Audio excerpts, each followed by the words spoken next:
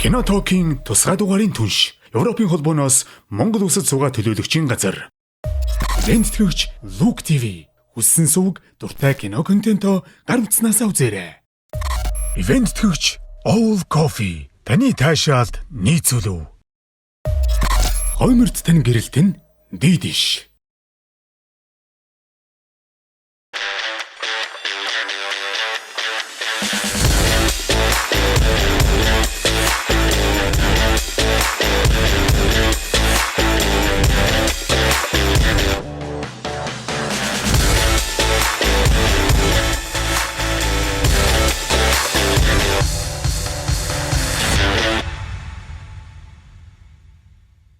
Сайн бацхан үзэгчдээ Кино Talk-н тусгай дугаар, шинэ тусгай дугаар эхлэхэд билүүс өнгөрсөн 7 хоногт айгүй тийм драматик дууссан те сүүлийн дугаар баяртай 30 дугаар тэгээд шинэ тусгай дугаараар уулзж байгаадаа баяртай байна. Тэгээд өнөөдрийн дугаараар бол уран бүтээлч, зохиолч, найруулагч Александр Мёган бах маань оролцож байна. Тэгээд урилга хүлээ авч оролцсонд баярлалаа. За баярлалаа. За өнөөдрийн сэдв бол маш сонирхолтой тийм ээ.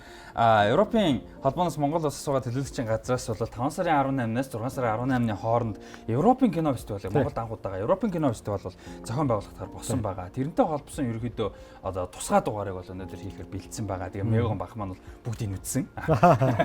Бүх киног нь үзсэн, бэлдсэн байгаа. Тэгээд өнөөдрийн тусгай дугаарын түнш Европын Холбооноос Монгол Улсад суугаа Төлөөлөгчийн газартаас баярлалаа. Өнөөдрийн дугаарын бол түнш албан түншээр ажиллаж байгаамаа.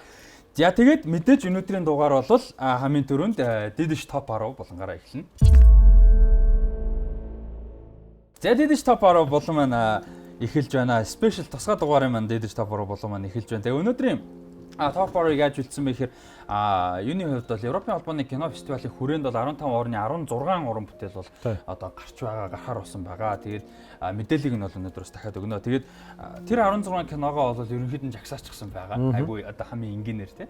Тэгээд хамгийн дээд одоо өндөр үнэлгээтэйг нэгтэн ингээд 10 руу оруулсан ийм бол байгаа. Гэхдээ бүгдээрээ нь үзэх хэрэгтэй байх. Бүгдээрээ айгүй сонирхолтой, өөр өнцгтэй, өөр хийцтэй, баримтат киноч байгаа. Энэдмийн драма янз бүр байгаа. Тэр сонирхолтой. За тэгээд топороо үзье. Мёган бахмын бүгдийг нь үзсэн байгаа учраас санал нийлэх үгүй үнэлгээнийх нь бас сонирхолтой байх гэж бодож байна. Тэгээд топ 10 үзцгээе. За 16 киноны 10 дугаар байранд нь 18 онд нээлттэй хийсэн Словен улсын уран бүтээл Consequences гэдэг кино орсон байгаа юм байна. Үр дагавар. Consequences буюу үр дагаврууд гэх юм да. Олон тоон дээр тийм юм байна. За энэ кино бол маш сонирхолтой харагналаа. За тэгээд кинонуудын маань бүх трейлерүүд бол EU in Mongolia гэсэн YouTube хуудас дээр байгаа шүү. Монголд оруулалтад үзэх боломжтой. 9-р байранд нь Польш улсын уран бүтээл 2018 онд нээлттэй хийсэн Mog гэж кино байгаа юм байна. Нүүр гэж орчуулж байгаа. Нүүр гэж орчуулагдсан байсан. За бүгдээрийнх нь трейлерыг тийм ерөөс үлдээ нэлээд horror кино болчих шиг байлээ тий. Трейлерээс нь харахад тий. Сонирхолтой харагдаж байна. За энэ кино надад их сонирхолтой санагдсан. 8-р байранд 18 онд нээлттэйсэн Португал, Франц, Бразилийн хамтарсан уран бүтээл Diamantino гэж уран бүтээл. Энэ Кристиано Роналдогийн юун дээрээс ингээд яг зөвхөн Роналдогийн томшилтэй. Гэхдээ ингээд нэг тийм хитрүүлсэн зүйлүүдийг бүгдээр нэг дор багтаасан тий нийгмийн сэдвүүдийг багтаасан юм одоо нэг хитрүүлэгтэй юм кино байна. Тийм трейлер нь үзэх юм угаас хитрүүл мэдэгдэн. Тийм их сонирхолтой харагдлаа. За 7-р байранд нь 16 он нээлттэй хийсэн Австри, Герман, Францын хамтарсан бүтээл Stefan Zweig Farewell to Europe гэж кино бол байна. Stefan Zweig гэдэг нэрээрээ бол гарч байгаа монгол хэл дээр. Энэ бол бас сонирхолтой харагдлаа. Жагсаалтад орсон 2 герман хэл дээрх киноны нэг юм байна. Тухайн үед хамгийн их ном нь орчуулагдсан зохиолч гэдэг тэгжсэн байсан. За тэгээд 6-р байранд Winter Flies гэдэг кино байна. 18 онд гарсан. Өвлийн ялаанууд гэж орчуулж байгаа. Өвлийн ялаанууд гэдэг орчуулгатай гарч байгаа юм байна. Тэгээд Чех улсын уран бүтээл байгаа юм байна. За эдгээр бол үнэлгээ нь ингээл дээшлээд яваад байгаа. Metacritic болон IMDb-ийн үнэлгээгээр дутчихж жагсаалтыг гаргасан байгаа. 5-р байранд нь Smuggling Hendrix гэдэг нэртэй уран бүтээл байна. Грек улсын уран бүтээл. Хил зөрчсөн Hendrix гэж байна. За хил зөрчсөн Hendrix. Hendrix тэр гүйжил л да сая. Энэ бас тийм нөхцөл байдал нийгмийн одоо комментаритэй их сонирхолтой уран бүтээл харагдаж байна лээ. нийгмийн сэдвүүдийг хөндөж чадсан уран бүтээл харагдсан. За дөрөвдүгээр байранд нь Герман, Болгар, Австри улсын хамтарсан бүтээл 17 он гарсан Western гэж кино. За Western киноны трейлер бас их сонирхолтой харагдаж барууны ирэг гэсэн байсан уу тий? Барууны хүн. Барууны хүн. Тийм, барууны хүн гэдэг нэрээр бол гарч байгаа. За энэ бүх кинонуудыг бол festivalscope.com гэсэн вебсайтаар үзэх боломжтой болно. За 3 дугаар байранд Норвеги, Дани, Швед Скандинавын 3 орны хамтарсан бүтээл 16 нээлттэйсэн Sami Blood гэж уран бүтээл байна. Сами цустан. За энэ бол бас нэг Шведийн цаатаа өхний талаар маягтай кино. Тий, ер нь бол Шведийн цаатан л гэж ойлгоо. Одоо манайхаар бол ястан гэж ярьдаг шүү дээ, тий. Сонирхолтой Скандинавын орнуудын бүтээл байна. За 2 дугаар нь бол Испани улсын Испани хэл дээрх баримтат кино The Silence of Others гэдэг нэртэй баримтат кино байгаа юм байна. 2018 онд нээлттэй хийсэн. Испани улс болон Франц, Канада, Америк нэгдсэн улстай хамтран бүтээсэн. Ийм кинонууд байна. Баримтат кино. Энэ бас нэлээд одоо хүнд гэдэг бас харагдаж байна. За тэгээд хамгийн өндөр үнэлгээтэй байгаа нь бол Швейцар, Герман, Австри орнуудын хамтарсан бүтээл 16 онд нээлттэйсэн Homo sapiens гэдэг нэртэй баримтат кино бол байгаа юм байна. Тэгээд энэ Homo sapiens болохоор ерөнхийдөө агуулга нь юу гэхээр хүн төрөлхтөн одоо Homo sapiens тийм ээ. Хүн төрөлхтний бариад орхиод одоо ингэж одсон ийм хоосон барилгууд дэлгүүдийг ерөнхийдөө харуулсан ийм баримтат кино юм байна. За тэгээ 16 кино байгаа. Тэгээ фестивалийн хувьд маань бол бас мэдээлэл өгөх нь зүйтэй байна. 5 сарын 18-наас одоо үзэж байгаа үзэгчдийн хувьд бол эхэлсэн гэсэн үг. Нэвтрүүлэг маань 19-нд гарч байгаа учраас 5 сарын 18-наас 6 сарын 18-ны хооронд festivalscope.com гэсэн вебсайтаар ороод 16 киног бол бүгдийг үзэх боломжтой. Хамгийн гол үн төлбөр бол. Үн төлбөр. Үнгүү одоо дижитал фестивал те кино фестивал. Тэгээ Европын шилдэг кинонуудыг шүү дээ, те. Торонто, Кан, за тэгээ Берлинэл маш олон Берлинэл байна. За Palm Springs-ийн наадамд бол бүгдээрээ баг ихэнх нь орсон байна лээ. Ийм гой кинонууд бол ямар ч байсан гарч байгаа юм байна. За тэгээд энэ кинонуудыг баг бүгдийг нь үзсэн хүний хувьд меган бахасаа асууя. Энэ 10-тай та яг санал нийлгүй. За кофе gooчлаа. Нийлгүй байх. Эдгээр кинонд бол яг үнэхээр нөгөө Metacritic, IMDb-гийн үнэлгээ гэдэг бол бас нэг тийм хэн дуртай нь үнэлээд идэггүй шүү дээ энэ чинь. Яг л нөгөө бодиттой үнэлгээнүүд ингээд дундажлаад гараад ирж байгаа болохоор гайгүй л дээ. Ер нь энэ кинонуудаас ингээ харж байхад бол ихэнх нь одоо 3-аас 4 ус хамтран бүтээсэн баг. Тэгээд нэлээд чанартай болж байгаа нөгөө юунууд нь баталгаа нь юу гэхээр за хамгийн одоо доотлын кино болно шүү дээ. 5 фестивалийн шагнал аваад тэгээд нэг 6-7 одоо наадамд бол одоо номинац буюу нэр дэвшилсэн байгаа байхгүй.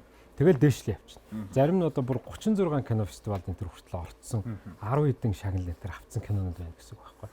Тэр яг нэг талаар нөгөө нэг шагналаар хэмжих нь сони юм шиг мөртлөө нөгөө талаар эн чинь яг бодит хэмжээр байхгүй. Яг одоо тэр наадмууд тэрийг үнэлсэн ба шүү дээ тэр киног те үнэхээр сайн кино байна гэж. Тэгээ мэрэгжлийн хувьд бол ингээд хараад үзэхэд бол Homo sapiens бол нэрээ яг нэгдүгüрт орохоор надад бол үнэхээр тийм ёстой нэрээ өрмөцтгөл төрүүлсэн. Ямар ч дуу юу гэдэг одоо нөгөө харилцан яриаггүй шүү дээ ч. Зөвхөн цэвэр дүрслэлийн аргаар. Энэ нөгөө нэг Барака, Конискаци энэ гэдэг нөгөө баримтат кинонуудыг тэд нартай илүү одоо нэг төрлийн хэлж болох. Тэдний төрлийн кино санагдлаа. Homo sapiens-ийн хувьд бол зүгээр та нар үзсэн бах юу гэж бодож байна? Миний бодлоор бол нэг тийм их л юм өрөөс мэдрэмжил төрүүлэхэр кино. Би яг үзээгүй болохоор мэдгүй гэхдээ трейлерээс харахад айгүй тийм гүн бодолт их автуулсан юм шиг. Тэр гүн бодол нөгөө юу meditation одоо монголоор meditation ч юу юм. Бясалгал нэг тийм юм шиг санагдсан. Нэг тийм дуу чимээнч нэг тийм юу. Гэхдээ яг бодогдуулах юм нь болохоор яг бид нар байхгүй болсны дараа яг юу үлдэх вэ гэдэг амар тийм том асуулт байдаг гэдгийг гэхдээ их анзаараагүй яг трейлер нь үзээд энэ заавалч үзэх хэрэгтэй юм байна гэж амар бодол төрсөн. Одоо нөгөө манай хүүгийн ярьдгаар бол ёо айгу гунигэрчлаа гэдэг шиг. Гунигруулан юм бодуулахаар тий айгу тийм бодрол давтуулахаар тийм л кино л да. Бид нар тэгээд нөгөө legacy гэж амар их ярьдэн штэ. Яг legacy одоо Монгол бид нар юу үлдээх вэ те бид нар цаашаа юу явуулах. Тэгээд нэг тийм тэрний хариулт бас ингээд байгаа ч юм шиг. Хүндрэлтэй хоосон юм барьж өрхөд байдаг. Тийм хоосон юм. Тэгээд нөгөө байгаль нь ингээ уургацсан мод зод нь ингээ бүр ингээ уургаад амьтад ингээ зүгээр яваал те хүмүүс нь байхгүй мөртлөө тийм одоо structure одоо барилга нь үлдсэн. Тэгээд тэр чинь ингээ тийм барилга гэдэг бидний нэг ойлголт байгаа шүү дээ. Хүн амьдэрдэг ч юм уу ямар нэгэмд хэрэгэлдэг. Тэгээд яг тийм биш болчихлоор ингээ тийм өнцөг нь өөрчлөгдчлөөр амар сонирхолтой харагддаг юм байна. Яг трейлер дээрээс яг тэгэж өмнө бодож байгаагүй. Тэгээд яа барилга тэгтээ яг барилга чинь бас арай өөр өнцгтэй байна гэдэг ч юм уу те. Саний яг юу Homo sapiens-ыг үзэж хахад надад нэг 3 мэдрэмж төрж байгаа байхгүй. Нэг нь юу гэхээр яг Монголд байдаг шүү дээ. Одоо бид нар ингээд хөдөөгөр явдаг шүү дээ. нэг юм орхигдсон сумын төв. Орхигдсон баригдын төв энэ төр. Эдний хувьд бол бас л яг л тийм л юм байна байхгүй тий. Суурин соёл иргэншлийн том барилга байшин бол янз бүрийн юм тий. А хоёрдугаарх нь болохоор нөгөө нэг Украины Чернобыль. Тэр хотод нэг ингээд эзэнгүү нэгдсэн сонин тий. Яг бидний нөгөө мэдхэл юу өнцөг байхгүй тэр чинь. Тэнд очиод харангуут ингээ бүх юм нэг орхигдсон, эзэнгүү болцсон нэг юм хэцүү аимшигтай юм шиг, гонигтай юм шиг нэг сонин мэдрэмж шүү дээ. А гуравдугаарх нь юу гэхээр нөгөө богдын иш үзүүлсэн бошгууд гэдэг ном дээр би уншиж байхад бол тэнд тэгж байгаа байхгүй. Ер нь явандаа ингээд хүндрэлт нөгөө усан галуу юусны дараа маш олон мянган жилийн дараа юм байна л да. Тэгээд дүүрсний дараа юу болох вэ гэсэн чинь байшин байвч суух хүн байхгүй. А идэх юм байвч идэх хүн байхгүй тий. Зам харгуу байсан ч гэсэн явах хүн байхгүй. Айгуу гоё тодорхойлсон байдаг байхгүй.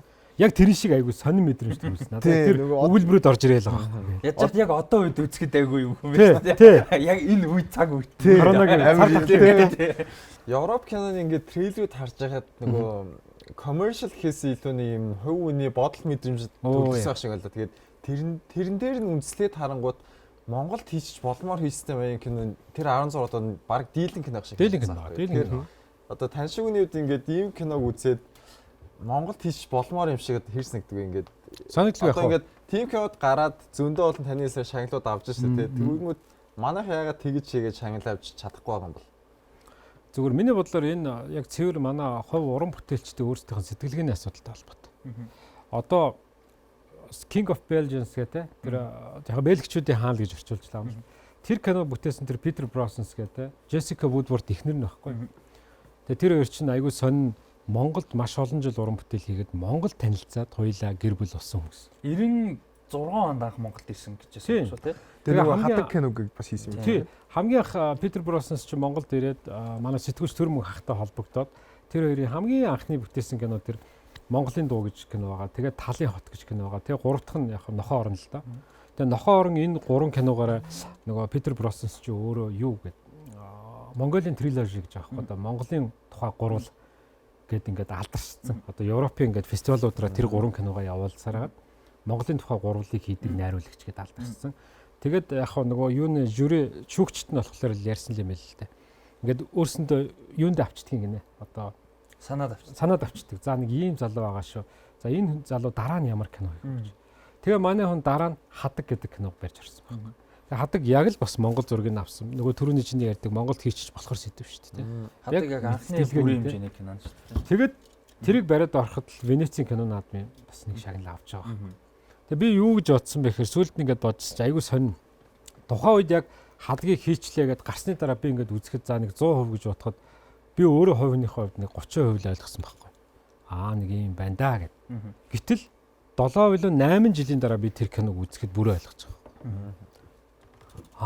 Гэж.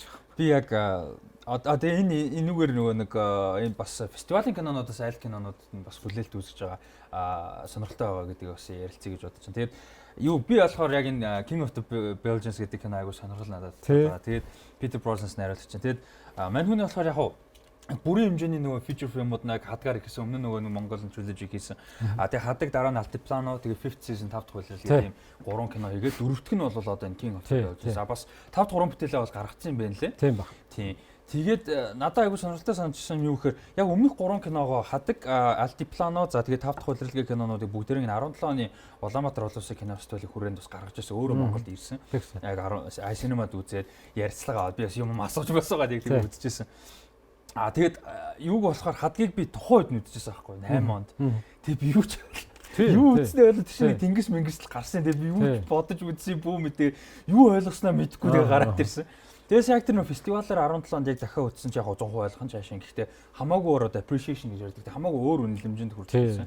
Тэгээд King of the Belgians-ыг харж байхад өмнөх 3 киноноос хамаагүй илүү одоо юу гэх юм бэ?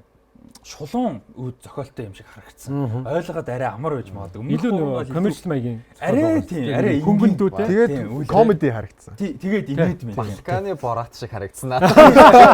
Тэр надад сонирхолтой санагдсан юм тэр байсан. 2000-ад оны их үед Балгарт амьдарч байхад чинь ингээд нэг тийм Балкануудын нөлөө байгаа шүү дээ. Юу болчихсон тэр нэг Косово нэг дайм болсон байгаад байна. Босны нэг дайм болоод чинь 10 хэдхэн жил болсон байгаад 10 ч хүрээгүй жил нэг тийм нөлөө нь бол мэдрэгдээд байдаг сан. Гэхдээ хүүхэд байсан учраас 100% ойлгохгүй. Тэгэхээр одоо болохоор би тэр үеийг ухрааж хараад тэр үеийг ойлгох ингэж те яг юу болоод юм нэргэн тэрийг бас ингэж мэдэх хүсэл аявих байдаг болчиход байгаа. Тийм. Мягам хас сумар ял та. За Европ кино гэхээр за хэцүү гэсэн нэг юм хүлээлттэй байгаа те. Удаан, хар цагаан, амьдрал үхэл, яс суртахын өгөл ингээд айгүй юм хүн түнд сэдвүүд орж ирээдэг. Тэгтэл нөгөө бид нар чинь яг хуу амар ухаад бидний мэдхгүй кино найруулагч шиг ингээд үздэг мундаг монгол үзэгчд байдаг. Гэхдээ ингээд арай дийлэх хүмүүсийн нөгөө commercial кино тэрнээсээ жоохон даваад өөр юм үзье гэд бодгоо. Европ кино тэгээд амар юм хаас эхлэхийг мэдэхгүй шүү. Тэгэнгүүт энэ фестивалийн 16 үнэгүй киноноос хаанаас нь эхлүүл арай дөхөмтэй вэ? Миний бодлоор бол баг гоё асуулт байна. Саяны тэр Хилд авсан Хендрикс гэх кино шүү дээ. Smuggling Hendrix. Тэндээс баг эхлүүл зүгээр баг. Яг гэвэл нөгөө манайхан чи өөрөө тийм хөнгөн өгөөтэй кино үзэх дуртай хөгжиж үздэг хүмүүс шүү дээ. Тэндээс нь эхэлж ингээд баг багаар дээшлүүлж жагаад хамгийн сүүл баг homosexual тамираа гохгүй. Төрөний 10-аас явж байгаа нэгт очдөг шиг те. Түүнээс homosexual эхлэх гээд байгаа шүү. За тэрнтэй холбогдуулаад яг энэ фестивалийн кинонуудаас 16 уран бүтээлээс ер нь аль кинонд нь илүү сонирхолтой. Миний хувьд бол нэг нь King of the Birds байгаа. Би нөгөө кинонод талаар жоохон байж яриа. Тэгээ ер нь би Homo sapiens-тэй нэлээд тулгуурлаж ярих гэж болсон. Гэхдээ нэлээд ярьчлаа. Тэгээд дараа нь бодож исэн кино болохоор Winter Flies гэдэг сая 6-д орсон байсан баг. Тийм. Тэгээд тэрийг үзмээр санагдсан нөгөө 14-т 2 хүүхэд машин хулгайлаад ингээд Европоор ер нь бол ингээд аялж байгаа. Сүүлд нөгөө Hunt for the Wilder People гэдэг киног ярьсан тийм. Кино та нар ярьсан баг. Нөгөө Feel Good дээр ярьсан баг. Чи ороогүй. Би ороогүй. Би харин гайхаад амар фильтр байгаас дээр ярьсан. Та нар ярьсан байлээ. За тийм та нар ярьсан байлээ. Таахуудаа сонсож байгаа юм. Тэгээд тэрнтэй бас нэлээд төстэй санагдсан. Яг тэгэл нэг хүүхэд насны тийм одоо хүсэл мөрөөдөл нэг бол одоо хүсэл мөрөөдөл гэхээс илүү нөгөө imagination төсөөлөл нь бодлого те. Тэгээд тиймэрхүү тэгээд өөрөөсөө тэгээд нэг тийм аялалд гарч байгаа юм шүү. Тэгээд тэр явстаа нөгөө хүмүүс хүмүүхэнд уулзаал те. Харалдаал тэгээд нэг тийм. Тэгээд яг хоо эцэст нь явсаар байгаа трейлерээс ойлгосон би яг киног нь бол би сайн мэдгүй үзэж л мэднэ. Гэхдээ тэр хоёрын яг тэр төсөөлөлтэй тэр аж аргалтай юм явсаар байгаа сүулдэ яг нэг тийм бодит амьдрал гэж яг юу вэ гэдэг дээр очиод ингээд тулж байгаа талаар гарч байгаа юм шиг санагдсан. Мөнгөний хувьд ямар уран бүтээл? За надад болохоор эхлээд нөгөө Сами цуссан Сами плот нь эхлээд сонирхолтой санагдсан. Яа тэгвэл манай ч нөгөө олон жижигхэн яснууд амьдэрдэг. Тэгээд өөр өөрснөөс өвөрмөц соёлтой нэг жишээ цаатнууд байна. Яг содуураг үзсэн ч гэсэн бас тэрний шивэд хөлбөр нь ямар байдаг вэ гэдгийг үзсэн сонирхол төрсэн аахгүй. Содуураа дажгуус нэгдэг надаа. За илүү сонирхолтой санагдсан надад нөгөө Silence of the Others гэх тэр Испани одоо дарангуулагчийн цаашаа. Гэхдээ нэлээд урт хугацаанд өдөржсэн тэр өдөржлөгчийн тухай баримт кино байсан л да. Испани иргэнийдээ сонирхолтой санагдаад шалтгаан нь болохоор 2 дугаар дайнаас өмнөх бараг хамгийн том дэлхийн дайн гэж хэлж болно. Яг нь 1-р дайны дараас хойш. Тэгээд тэнцээ чи нөгөө коммунистууд нэгтлийн дэмжээд, фашистууд нэгтлийн дэмжээд ингээд Испани зүгээр тоглоо ичиж байгаа байхгүй. Тэгээд тэрэн дотор нөгөө нэг Жорж Орвел байлж явсан юм байлээ. Тийм үү? Тийм. Оо зөө зөө. 1984 Animal Farm ялжсэн талд нь амттын ферм надад их таалагддаг. Хүүхдийг нь үзчихсэн. Тэгээд өнгөрсөн жил би 1984-ийг уншаад одоогийн ертөнц ерөөсөө л хятад ч юм уу, хойд сонгос ч юм уу бас зарим хэмжээнд Орос хэлээр байгаа байхгүй ерөөсөө. Тэгээд тэр хүнд тэгж нөлөөлтөл нь Испанд юу болсон юм болоо гэж бас их бодогддог. Тэгээ Монголын түүхэн тэргээд бодохоор одоо жишээ нь энэ Silence of the Others дээр л ингээл дарангуйлт ямар байсан хүмүүсийг яаж авч яваад цааслсан гэд хэцүү зүйлсүүд гарч байгаа байхгүй юу. Манай жишээ нь 20-30-аад оны хэлмэгдүүлэлт ямар байсан те тэр хүмүүсийг нас урахаас өмнө хэн нэгэн баримт кино хийсэн үгүй бүү мэд. Тим кино байдаг хөлбөөс үзмээр. Гэхдээ ингээд тим байхгүйгээс хойш Испанчуудын талаар тэр киног бас үзмээр үнэхээр сэтгэл төрж байгаа байхгүй юу. Каталанчууд яагаад тусгаар тогтнох гээд байдیں۔ Те яагаад магадгүй ингээд хөл өмшиг entertainment тим хэцүү улсад хөгжөөд байдیں ч юм. Тэрний бас тайлбарт харагдах шиг харагдаад байгаа юм л дээ. Тий, бусдын анаргууд л их сонин сэдвэлтэй. Ер нь гэхдээ яг нөгөө глобал сэдв байж болохоор түрүүн хин мөнгө ярьлаа шүү дээ. Одоо энэ диктатуртай улсууд биш шүү дээ. Одоо хүртэл байж та хойд залгамс болгосоо хятад юу ч байдаг тий. Энэ улсуудад яг л адилхан болж байгаа үйл явдал л да. Гэхдээ яг нөгөө орчин үе болоод нөгөө илүү хууль журмаар зохицуулдаг болсон ч гэсэн тэнд нөгөө цаазар авж байгаа хатуу юм арай жоохон багассан баг. Гэхдээ л нөгөө талаас яг л бодитл үйл явдал шнэ. Тэгээд уран бүтээлч танаас нэмж суухад яг нөгөө юм за яг баримтат киноч мэдээж илүү өөр жанр л да. Гэхдээ та өөрийнхөө туршлагаар ингэж баримт кино байвал юу нь хэцүү санагддаг вэ? Эсвэл яаж хийвэл баримт кино зөв болох юм шиг санагддаг вэ? Баримтат кино юу? зүгээр баримт киноны ганц л гол дүрэн байгаа. Ерөөсөө үнэн байх хэрэгтэй. Тэр одоо стори нэг юм байгаа шүү дээ тэр чинь тий. Юу хэлэхээр ч одоо бүтэн цаас хэлэхэд ингээд хагасыг үзүүлч болж байгаа байхгүй тий одоо. Аль үннийг үзүүлэх юм те миний талаас тийм ээ тий. Аль талаасаа үзүүлэх вэ гэдэгтэй. Гэхдээ хамгийн гол нь тэр кинон дээр гарч байгаа процесс бол ерөөсөө үннээр л байх хэрэгтэй. Одоо нэг хүний одоо түүхэн амьдралын намтар байлаа гэж бодоход одоо бол орчин үед нөгөө пропаганда айгүй ихсээд нөгөө social network гэдэг юм гараад ирэхээр хүн өөрийгөө ямарч харуулж болдог болчихж байгаа. Одоо юу гэдэг зөвхөн расти ч юм уу зөвхөн одоо мөнгөн гэдэг нэг хүн байлаа гэж бодоход чамаа гэр бүлийнхэн чинь найзууд чинь нэг янзаар хүлээж аваа шин. А гэтэл чи өөрийгөө нийгэмд харуулахдаа гүйгүй би ийм мөнгөн байхгүй би ийм расти байхгүй гэд шал өөрөөр харуулчих боломжтой болсон. Тийм учраас нөгөө маш олон клоунууд гарч ирчээд байна гэдэг байгаа байхгүй бас нэг талаас. Яг тэрэн шиг. Гэхдээ баримтат киног одоо чинь яг пропагандаагүй би бол хийх ёстой гэж боддог байна. Яг тэр хүн ямар байсан, тэр нийгэм юу байсан, тэр амьдрал юу байсан, тэрийг яг үнээр л харуулах хэрэгтэй. Тэгэхээр бүр ингээд сүүлийн үед энэ баримтат кинонууд айгүй их тийм миний анзаарж байгаагаар айгүй тийм уран сайхны тавилттай одоо баримтат уран сайхны гэдэг ангиллаад байгаа шүү дээ. Яг тийм болоод эхэлчихэж байгаа байхгүй. Одоо би ямар киног жишээ авах ярих чинь гэхээр Distant Barking of Dogs гэдэг нэг кино шүү дээ. Одоо алсад туцах ноход л гэж орчуулж байгаа юм л да. Тэр бол нөгөө 2014 онд нөгөө Украины салан тусгаарлагчид Оросууд орж ирээд хоорондоо нэг байлдаал бой болж шээ. Яг тэр тулааны процессын үед тэр Гнотова гэдэг нэг жижигхэн тосхонд галын шугам дээр байгаа тосхон байхгүй тэр чинь. Тэгээ тэнд болж байгаа үйл явдал тэр одоо баримтат кино ингээд үзэх юм бол яг уран сайхны кино шиг хийцтэй. Зүгээр Монголд 90 оноос өмнө хөгжижсэн төрөл бол яг баримтат кино гэж хэлэхэд яг байдаг баг. Гэхдээ цөөхөн. Ихэвчлэн нөгөө тележурнал гэж ярьдаг баг. Тэл сэтгүүл маягаар хөгжсөн. Өнөөдөр одоо нам тэрийн удирдагч тэр онгоцноос булаа гэж дандаа ийм өгүүлэгчтэй. Тэгэл яг тэр нэг болсон үйл явдал процессуудыг л голцоо харуулж.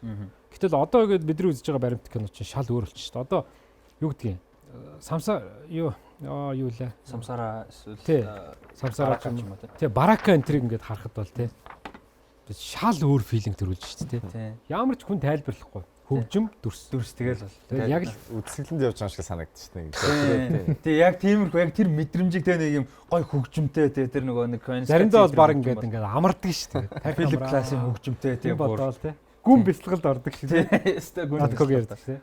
Тэгээд надад аягүй сонирхолтой санагдсан бас кино дээр Constitution гэх кино байгаа. Энэ болохоор Загреб Хорватын нийслэлтэй Загребд болж байгаа үйл явдал. Тэгээд ерөөдөө нэг байранд нэг байшинд амьдардаг 4 хүний тухай үйл явдал юм байлээ. Тэгээд бүгдээрээ амьдрал дээр өөр өнцгтэй, өөр чиглэлтэй, өөр ойлголттой, өөр үеийн ийм хүмүүс аа. Тэгээд энэ нь болохоор бас нийгмийн ялгааг өөрчилж одоо трейлер дээр нь харж байгаад нэг хүн тэнцээ ингээд цагдаагийн газар ажилладаг. Тэгээд ингээд шалгалтандаа тэнцгээд нэг өдөр гол дүрийн багш хүнээр заалгаж байгаа. Тэгээ өөрөө хайж уурлахтаа намайг серб болохоор ингэх гээд байна. Тэнгүүд жишээ нь контекстэн судлаагүй хүн бол тэрийг нь одоо хүлээж авахгүй шүү дээ. Тэнгүүд энэ чинь хорватууд, сербүүд тэр нөгөө нэг Косовогийн өмнөх Балканид ингээд тэр чинь амар олон юмны нөлөө тэр киноны ганцхан сцен дээр жишээ нь яг трейлерэл би үзэл гэхдээ тэр хэсэг дээр гарч байгаа жишээ байдаг ч юм уу. Тэгээ тэр надад бас айгу сонирхолтой санагдсан. Яг бахаас энэ асуулт байна л да. Одоо Европ кино гэж фестивал үнэгүй кино байна. Сайхан боломж байна. За окей. Ингээд хаанаас нь үзэхээ мэдэхгүйгээ за яхаа та тэндээс эхэлж болох юм гэж байна. Гэхдээ ингээд Европ киног ерөнхийд нь бодохоор үзэхийн тулд жоохон гэрийн даалгавар хийх хэрэгтэй шагадаад. Одоо жишээ нь төрөүний одоо нөгөө Бельгийн хаан хүүхд чинь юу Балканы орнууд ямар асуудалтай мэдэхгүй бол тэр киног үзэж бүрэн ойлгохын тулд тэр дайны талаар судлах хэрэгтэй болж байгаа юм ингээд. Тэгээд жоох юм ачаа ихтэй кинонууд гэх юм да. Тийм учраас одооны ердийн үзэгч юм уу эсвэл кино сонирхож байгаа залуучууд яг ямар сэтгүүтэй юм эсвэл ямар хуу бэлтгэлтэй байж ээж Европ кинодод арай хөл тавих хэрэгтэй юм бол тэгэхгүй бол ингээд нэг удаан хэцүү хуучин зовлонтой кино үзчихдэг. Европ кино хэцүүгээ хайждаг бол харамсалтай байхгүй тий. Тий. Би зүгээр энэ дээр нэг юм мэдрэмж байдгийн. Ягаад тэгэхээр би өмнө нь одоо залуу багтаа нэлээд олон жилийн өмнө л да одоо UBS телевиз дээр киноны нэвтрүүлэг хөтэлдэг байсан. За дараа нь одоо энэ боловсрол телевиз дээр бас кино эхлэхийн өмнө ингээд өөрөө би нөгөө гаргах киногоо сонгоод тэгээд баг нь орчуулж дуу оруулаад ингээд гаргадаг байсан байхгүй. Тэгээд тэн дээр ер нь үзэгчдэд яг ямар киног үзүүлж иж одоо ямар филинг төрүүлэх ёстой юуг үзүүлж одоо нөгөө таны мэдхөөч гэдэг юм уу боловсрол олох ёстой юм бэ гэдэг юм айгүйх бодогддог байсан. Угаасаа л яг тийм л секторт ажиллаж исэн юм чи. Тэгээ ингээд харж байхад бол Европ кино яг төрөний мөнгөний ярьдаг шиг тийм баг. Бас жаахан одоо майндны хувьд жаахан дээшээ. хүмүүс үзэж айгуу гоё ингэ таашааж ойлгодог төрлийнх байхгүй. Одоо биднийг бодох юм бол нөгөө хөгшин Европ гэж бид нэр яриад байдаг шүү дээ. Тэр чинь үнэ сэтгхүү хувь тэр чинь нөгөө олон зуун жил ингээд оршин тогтноод тэр нэг цивилизац гэх нэг юм ба шүү дээ. Тэр чинь явж байгаад ингээд суурь иргэншил чинь дэвшилсэн болохоор тэр үднээсээ эдгээр чинь яг өөрийнхөө майндны юм хийхлээр бид нар чи одоо тэр төвшөнд хүрэх бол ягаачгүй байгаа шүү дээ. Яг үнэндээ бол. Яг хөө сүүлийн үед нөгөө электроник хөгжил янз бүрийн гар утас мөц тэрийг дагаад арай жоохон хурдан явж байна. Гэхдээ арай болон. Тэгэхээр бид нар яг түрүүн би ярьсан нөгөө хамгийн адгийн зах нь ритмэс гэхлээр бид нар үзэхэд хэвчихсэн. Сая миний анзаарч ирсэн нэр шүү дээ. Энэ 16 кино ингээ үзэж байхад монголчууд кино ихтэй шүү дээ. Үйл явдал төр төвлөрд юм байна. Одоо их үйл явдал хийх гэдэг. Эргээд Европын кинонууд ямар байдаг вэ гэхээр дүр дээр суурилчих. Яг үнэ. Дүр буюу тэр дүрийн сэтгэхүй. Тэр дүрийн одоо юмд хандж байгаа хандлагыг л илүү явуулж байгаа. Хов хүн дээр нэг суурж байгаа. Тэгэхээр тэр хүмүүс тэр юу үзэх чинь. За одоо энэ яах гэж бол ингэсэн юм чи одоо энэ ингэндээ. Яг тэр хүний хандлагыг дагаж үзээд байгаа. Манайх болохоор дүрээ хаяад амар өрнөлтөө үйл явдал өрөөд идэв. Тэр нь бас жоохон тийм өөр юм шиг. За тэгэхээр Европын кино фестивалийн уран бүтээлүүдийн талаар EU in Mongolia гэсэн YouTube хуудас, за Twitter болон Instagram-аас, за тэгээд EU Delegation in Mongolia, to Mongolia гэсэн Facebook хуудасаас та бүхэн мэдээлэл аваарай. Тэгээд трейлерүүд 16 киноны бүгднгийнхэн талаар мэдээллүүд, за дээрэс нь трейлерүүд бол Монголд оруулахтайгаар бол орсон байгаа шүү. Тэгээд та бүхэн тийчээс бас мэдээлэл аваарай. Би сая энэ чи топ 10 гарч ирсэн гэсэн камер биш тэр дийлэгч рүү хараад. Тэгээд энэ үрээ дидэж топ 10 болон маань өндөрж байна. Хэсэг хугацааны сурталчилгааны дараа мөн маш одоо хүндэт зочинтойгоор нэмж зочинтойгоор бол хэдүүлээ эргээд уулзцгаая. Европын Холбооноос Монгол Улсад суугаа Төлөөлөгчийн газраас Монголд анх удаа Европын кино наадмыг захим ертөнцид төлөвлөж байна. Наадмын үзэгчид Европын шилдэг 16 кино бүтээлийг www.festivalscope.com хаягаар зочлон эхлэлээр үзэх боломжтой. Европын кино наадам 2020 оны 5 дугаар сарын 18-наас 6 дугаар сарын 18-ны өдрийн хооронд үргэлжилнэ. Хэл хязгааргүй кино ертөнцид тавтай морил.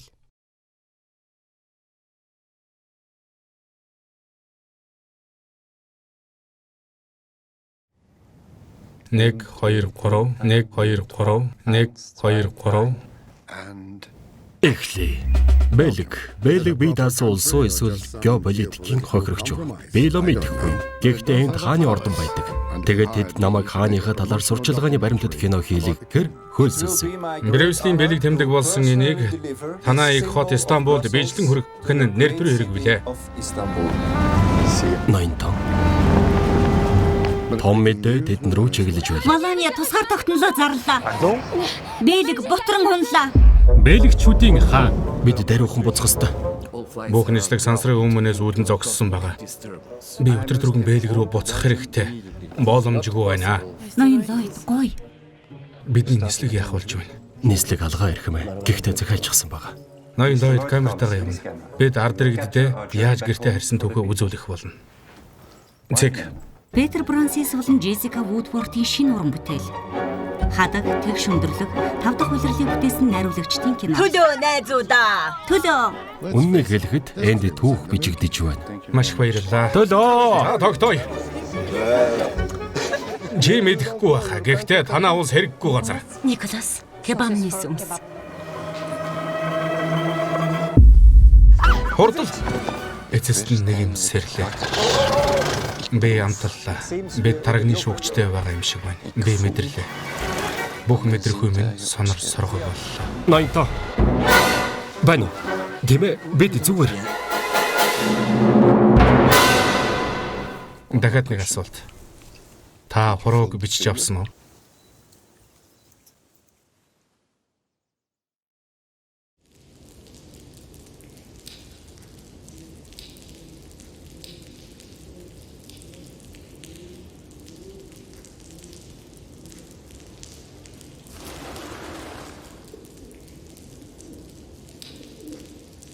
Төсөөлөгдөж байгаагүй ирээдүйн үзэсгэлэн төгөлдөр баримтат кино. Хонконгийн кино наадам.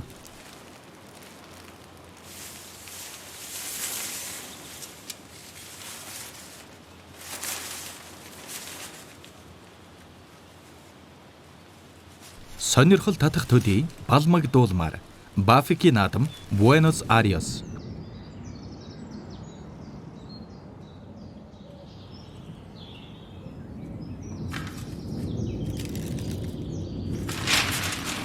Агуу хөргөөс урган гарсан шинжлэх ухааны зөгнөлт баримтад энэхүү кино хэн бүхнийг бодолд автуулна. Док наадам Мюнхен.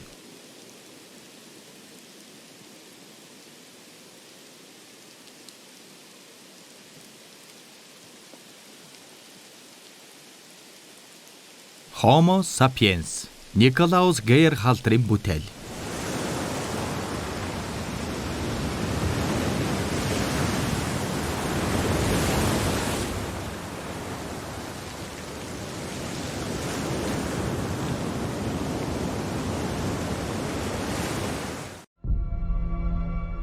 Ноёд хадагтанараа би та бүхэнд Диамантиногийн талаар хүүрнэх гэж байна. Энэ нь миний амьдралын талаарх гайхалтай кино ба Канны наадмаас гран-при хүртсэн билээ. Дог байгаач. Миний талаар сонссон байж магадгүй ч намайг Диамантино гэдэг. Хүн бүхэн намайг хөлбөмбөгийн Микеланжело гэдэг байлаа. Намайг талбайд гарах хүртэл бүх зүйл ичи димит болдог байсан юм. Гэвч нэг өдөр л бүх зүйл оронгороо хэрэгсэн дээ. Тэр юу вэ? 4 хүсэл байна. 4 хүстэй. Хөлбөмбөгөөс өөр надад мэдэх зүйл хомс байлаа. Тиймээс тэр 4 хүстийг харсан минь намайг цочирдууллаа. Тэгээд л би ичидээ гээсэн юм да. Даймондиногийн карьер үүгээр эцэс боллоо. Тэл цаашаа Даймондино. Эд бол миний ягч нар. Та нар таалагдахгүй байж магадгүй. Хүүхэмсэг амтан. Ижил хүүстэн. Тэднээс болоод надад жигтэй зүйлс тохиолддог. Диамантино бидний бэлэг тэмдэг бөгөөд тэрнийг хуулбарлах болно. Өө эцэг минь. Гэсэн ч үүний улмаас би рахинтай уужирсан юм. Миний амьдралыг өөрчлөх хүү бөгөөд би түүнд туслах болно. Чи дүнсгэр царай гаргах хэрэгтэй заа юу? Яг загас шиг. Тэгээд л байдал хяналтаас гарсан юм даг. Би гэхдээ тийм юм болоосоо гэж хүсээгүй. Би сайн үл хиймээр үү. Гэхдээ би одоо зогсохгүй бол та нар энэ трейлерт хитрхи их асуу төндөгцсөн байна гэх бах. Хэвлэх угаасаа надаас сайн тайлбарлах нь тодорхой. Энэ жилийн хамгийн онцгой бүтээн. Гэр цацруулам, галзуу поп нисдэг тавар. Ховор эрдэнэ. Хөл толгойн олдохгүй нэ. Тэд энэс сайхан зүйлс одоо хүртэл хэлсээр байна. Ямар ч байсан нэгийг бодуулахар кино учраас ирж үзээрэй. Миний шидэт мэхүүдийг үзэн гэдэгт итгэж байна.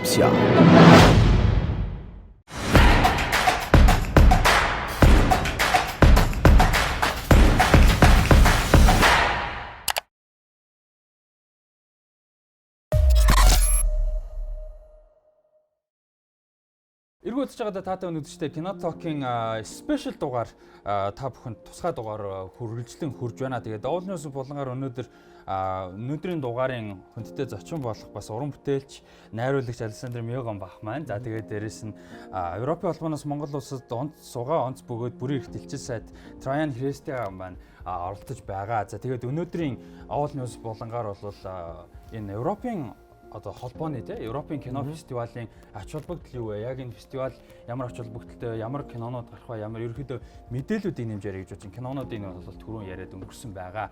Тэг яг фестивалийн тухай л ярих гэж бодлоо. Тэгээд өнөөдрийн одоо яг Уулнаас болон зарим хэсэг бол англи хэлээр явагдах байгаа шүү. Тэгээд доор нь хадмал орцсон байгаа гэж л ядч та эдийг одоо үдчих яхад те.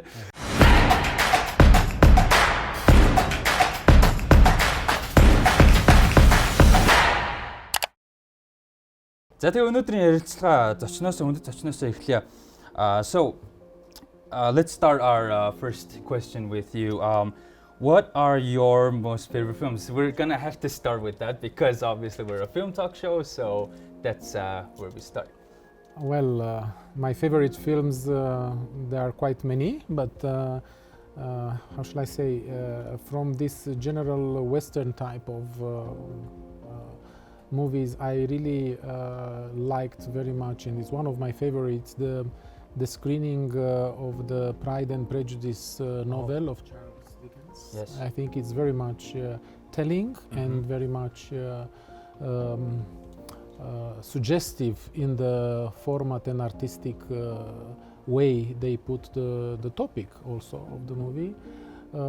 If we go more on the blockbuster area, is the new release of the French movie Les Misérables by Victor Hugo. Victor Hugo, yes. And since I'm Romanian, of course, I would like to mention the movie 4 months, 3 weeks and 2 days. Yes. I think it's I know a that one. very, very famous movie that deals with a very important topic, and the artistic and tragic and very intense way in which this topic was put forward, I think it deserves attention. Yes, it's pretty heavy. It is a heavy movie. I will recommend the young people to watch it particularly. Yes, that's a great recommendation, by the way. Thank you. Some great choices there. Okay, so the European Film Festival, right?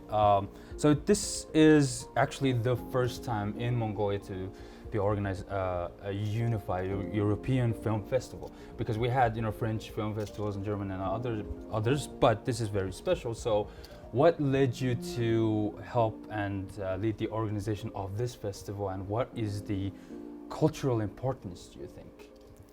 Well, I'm very happy that we are able to organize this for the first time in Mongolia. Of course, COVID-19 epidemics made it impossible to make it on the normal screen in the cinema halls as we wanted to do it from the very beginning. But we have this opportunity to make it online, and that will allow, I would say, everyone to watch it from the comfort of their own house, with a nice coffee or a beer or a wine or whatever in front, with some popcorn and commenting the movies. Actually, it's an excellent opportunity because this year we celebrate the 70th anniversary of the birth certificate of the European Union, which is the Schuman Declaration, and the best way to show the unity and diversity of the European Union is to bring 16 different movies from 15 EU member states out of 27 with 16 languages that are exactly, I would say, the best chosen movies, because they are movies who have received a lot of appreciation, sometimes even prizes from the critics. And on top of it, they are not Hollywood type of blockbusters nor Bollywood type of entertaining. They are movies that are dealing with important topics and values that European Union is very much cherishing. And not only that EU is cherishing, but actually they are values that are also shared by Mongolian side. And I hope that those movies will be a kind of a concrete example of how human rights, gender equality, non-discrimination, rule of law, day-to-day difficulties are being perceived, accepted, or dealt with by regular human people, by human beings, with their challenges, with their perceptions, with their feelings, most and first and foremost. So I think it will be actually a recital of goodwill and good impressions. Yeah, I think the film selected, I got the information and I read the information for the films, and I think a festival like this, especially this one being having 16 films from 15 different European Union states, is very important, because I think it also acts not just as art culture of filmmaking, right? Not just art of filmmaking, but at the same time, I think it acts as a window to different cultures, because one of the films had characters that were affected by the Balkan War, right? Like that's, so not a lot of Mongolians would understand or know the importance of that, just as an example. So I think, yes, it's very important to have this festival. If one of our other panelists have a question, now would be the time. Oh, okay, I'm supposed to ask. Maybe, I don't know, you're in the Chinsana seat, so. Mr. Hristia, how do you feel about this art of filmmaking bringing together this European community and the Mongolian ones? How would you think this movie would affect the Mongolian public perception of European peoples? Well, there is not hidden agenda. First and foremost, among the movies, you will see national productions, but also co-productions between different. Many co-productions. Yes, and I think that there is already a kind of understanding about the European film in Mongolia. So I don't think this will come in an empty space or an empty place. First. Secondly, I do hope that by watching these movies, the Mongolian public, and why not experts in cinema, will get an additional angle on what does it mean the different national cultures, but also what is the so-called European denominator of those cultures as a common feature. And I guess that this will represent yet another proof that we have a lot in common. And we have a lot in common also with the Mongolian culture, because these values that are the topics actually of those movies are values that, based on my experience so far, I can say that are somehow dealt with, met, or even advocated for by parts of the Mongolian public. So I guess we have quite a lot in common, and these movies actually will show it. It should be very interesting to see how the cinema lovers, film fans receive this festival, and I hope everyone goes and watches it. It's free, and it's also during. It's going to continue, I think, for a month, right? For 1 month, yes. Yes, that's. What were the complications that had, because of the COVID-19 crisis, global crisis, that you had to change from a cinematic festival experience to completely digital? What were the simplest, put in simple words, because I can't imagine how big of a problem that was. Okay, to put it in a simple word is, you can't imagine what stumbling blocks you can overcome if you are a good team, and if you are supported by I would say a friendly cooperation environment. So will makes the difference, and that it refers to both sides, to the European side and Mongolian side. We have been very much fortunate to work with a team that is very good, and I think that they try their best really to shift from cinema hall format back to online, and the problems were quite wide, from intellectually property rights and clearance permissions to screen it, till logistics and so on. But happily, everything was solved with the support of all the entire team that contributed to that, to which I'm very much grateful. And I think that the biggest reward for these efforts will be to see how people are watching the movie and how they will evaluate it. Let's continue conversation with the artist and our other guest. Олон улсын кино фестивал Монголд цөөхөн болж исэн. Гэхдээ яг Европын холбооны кино фестивал бол ингэж болж байгаагүй, анхудаага болж байгаа. Та тэгээд ихэнх уран бүтээлүүдийг үзсэн байгаа, түрүүн ярилцсан хэдүүлээ. Тэгээд энэ фестивалийн яг нөлөө манай Монгол урамтаа мэдээж өөрөө уран бүтээлч хүн. Уран бүтээлчдийн хувьд цаа мөнгөний асуултыг бас өөр хэлбэрээр бас асуучлаа. Уран бүтээлчдийн хувьд бас манай үзэгчдийн хувьд энэ фестивал маань хэр нөлөөлөх бол, ямар нөлөө бол, ямар эрэг нөлөө, бас ямар боломж гарч байгаа бол гэдэг талаар таны сэтгэл юу? Тэг, ер нь Европын холбооны кино наадам анх удаага болж байгаа албан ёсоор гэдэг нь маш онцлог. Би сая ингээд кинонуудыг үзээд байж хад надад нэг зүйл бодогдчихсэн. Тэр маань юу гэхээр 2001 онд Интердок гэдэг нэртэй олон улсын баримтат киноны анх дугаар фестивал Монголд зохиогдчихсэн. Тэр Source сантай зохион байгуулсан. Тэгээ тэрүүгээр бол Европын одоо маш олон орноос баримтат кинонууд ирж оролцож ирснийг би сайн санаж байна. Тэгээ тэр үед бол одоо Монголын үзэгчид нөгөө ихэвчлэн солонгос драм, нэг бол одоо Япон драм үздэг байсан. Америк кино орж ирдэг байсан. Тэгээ тэр үед яг гарч ирсэн болохоор их онцлогтой. Сэрэлт очгээд кино театрт ерөөсөө суудлаа алдахгүй битүү үзэж ирсэн. Тэгээ би бодож ирсэн байхгүй. Баримтат киноны фестивалыг ингэж үзэж байгаа бол уран сайхны киноны одоо наадмыг бид нар яаж үзэх вэ гэж. Ингээ бодохоор энэ наадамд одоо гарч байгаа 16 кино бол 16-уулаа бас нэлээд өндөр ач холбогдолтой. Ер нь ихэнх нь одоо 2-3 улс хамтран бүтээсэн дандаа Европын холбооны улсууд байгаа. Тэгээд жанрын сэдвийн хувьд ч гэсэн их олон сэдвийг хамарсан их сонирхолтой кинонууд байгаа учраас энэ бол манай үзэгчдэд бол оюуны хувьд бас нэлээд том бэлэг болж байгаа. Хоёрт бол нөгөө манай үзэгчдийн нэг юм сурц байна л да. Ийм хурдан ритмтэй Америк кино үзэж сурцсан.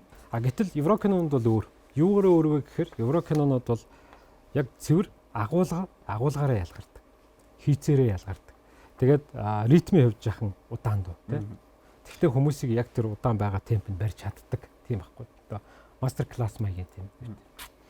Тэр үднээс нь аваад үзэх юм бол манай залуучууд ингээд үзэхэд жоохон удаан юм шиг темптэй санагдаж магадгүй гэж би бодож байна. Тэрнээс бусдаараа бол агуулгын хувьд бол маш сайн агуулгатай кино ирсэн байгаа байхгүй. Ялангуяа одоо Канны наадам дэвшсэн байна, Берлиний наадам дэвшсэн байна. Европын Awards дэвшсэн маш олон кинонууд байна шүү дээ. Энэ бол аюул том амжилт гэж бодож байна. Тийм тэгээд Берлинэл тэгээд юунууд Торонтод бас нээлттэйсэн кинонууд байсан. Тэгээд одоо нөгөө бид Кино Talk-аас өмнөх дугааруудаараа ярьдаг. Одоо Европын киноны тухай дугаар хийж исэн. Одоо тэрүүгээр чинь бид нэр ярьж байхад бол ингээд нэгт нь орж исэн кино бол ингээд маш удаан хөрөнгөлтэй юм байдаг. Тэгээд яг хоо Холливуд бидний хараад байгаа нэг том хэмжээний кинонууд нь бол тийм хурдан акшн юм байгаад байдаг. Бас яг ухаж харах юм бол инди кино уран бүтээлчдээс харах юм бол тийм кино байдаг те. Тэрийг нь бол бас үзэхэд бас гоё experience байх. Надад нэг зүйл санагдчихсан. Юу гэхээр дэлхийн одоо Аз зэрэглэлийн том кино фестивал те кино наадмууд гэд үзэхээр хамгийн нэгдүгээр Каннын кино наадам, Францих те. Венецийн кино наадам, Италих те. Берлиналь гэдэг чинь Германих те. Ингээд дэлхийн том Аз зэрэглэлийн 4-5 наадмын 3 жишээ нь Европын наадам байна гэдэг чинь. Тэгээ энэ гарч байгаа кинонд ихэнх нь тэр наадмуудаар бас төлөөлөгдсөн, номинашн болсон, аваад шагнал авсан, винер болсон те. Ийм кинонууд байна гэдэг чинь биднэрт бол энэ одоо ховор юм эрднийг үзэх маш том боломж гэж би харж байгаа байхгүй. Маш чухал. Тэгээд наадмын 16 кино маань болохоор 16 кино бүгдээрээ Монгол орчуулгатай сайтаар бол гарна те. Film Cinema Festival Scope. Back to you. Is there a plan or is there thought about making this festival maybe annual, or to continue to make this festival maybe go into other forms of entertainment? Maybe I saw that there was a music-related event that was also going on. So, is there a plan for that? Well, indeed, we will have an online concert. Again, we plan to make it on the stage of a big classic musical event, like we did it last year, actually.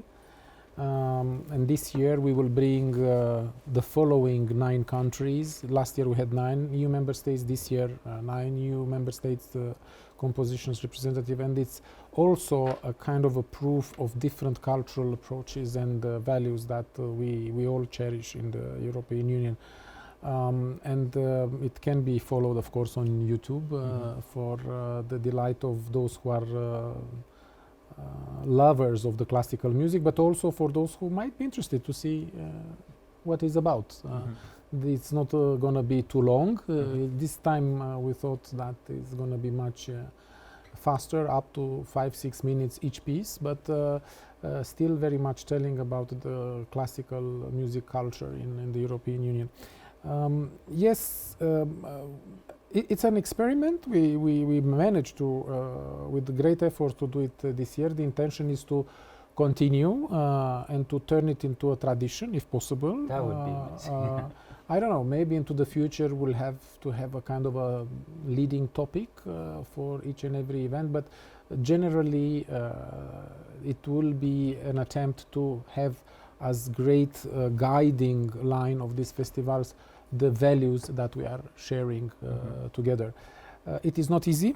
Yes. It is quite difficult, but we will try to do it. And I'm quite confident that we will be supported by the member states who have a much richer tradition in organizing this kind of festivals here. I really remember our Czech colleagues, our French colleagues, our German colleagues with different cinema houses organizing excellent really series of display of their national cinema productions.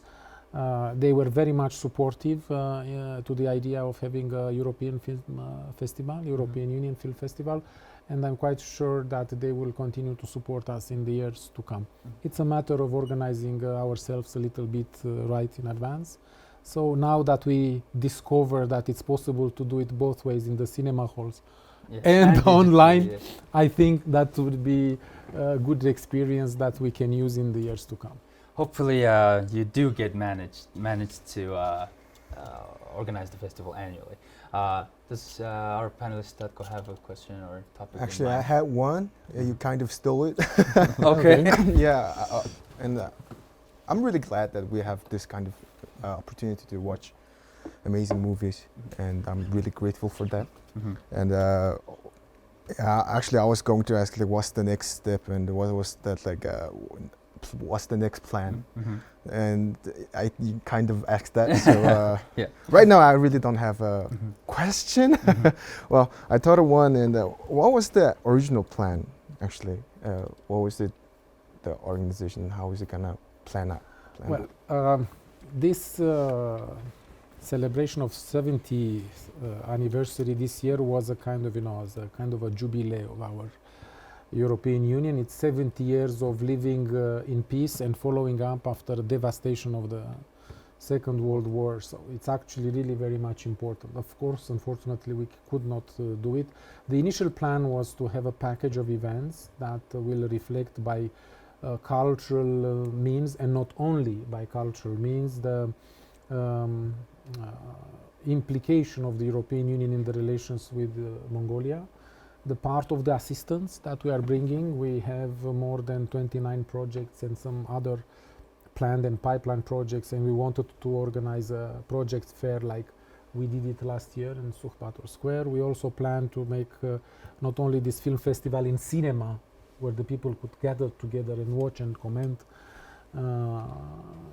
but now we do it online. The same with the concert, to be live on stage, we are doing it online. We also plan to have some other series of events in terms of education, studies, universities, research, development, actually to show what is the implication now of the European Union in the relations with Mongolia. We are not just a newcomer here. We have a story of 31 years of documented bilateral relations, and we have what to show.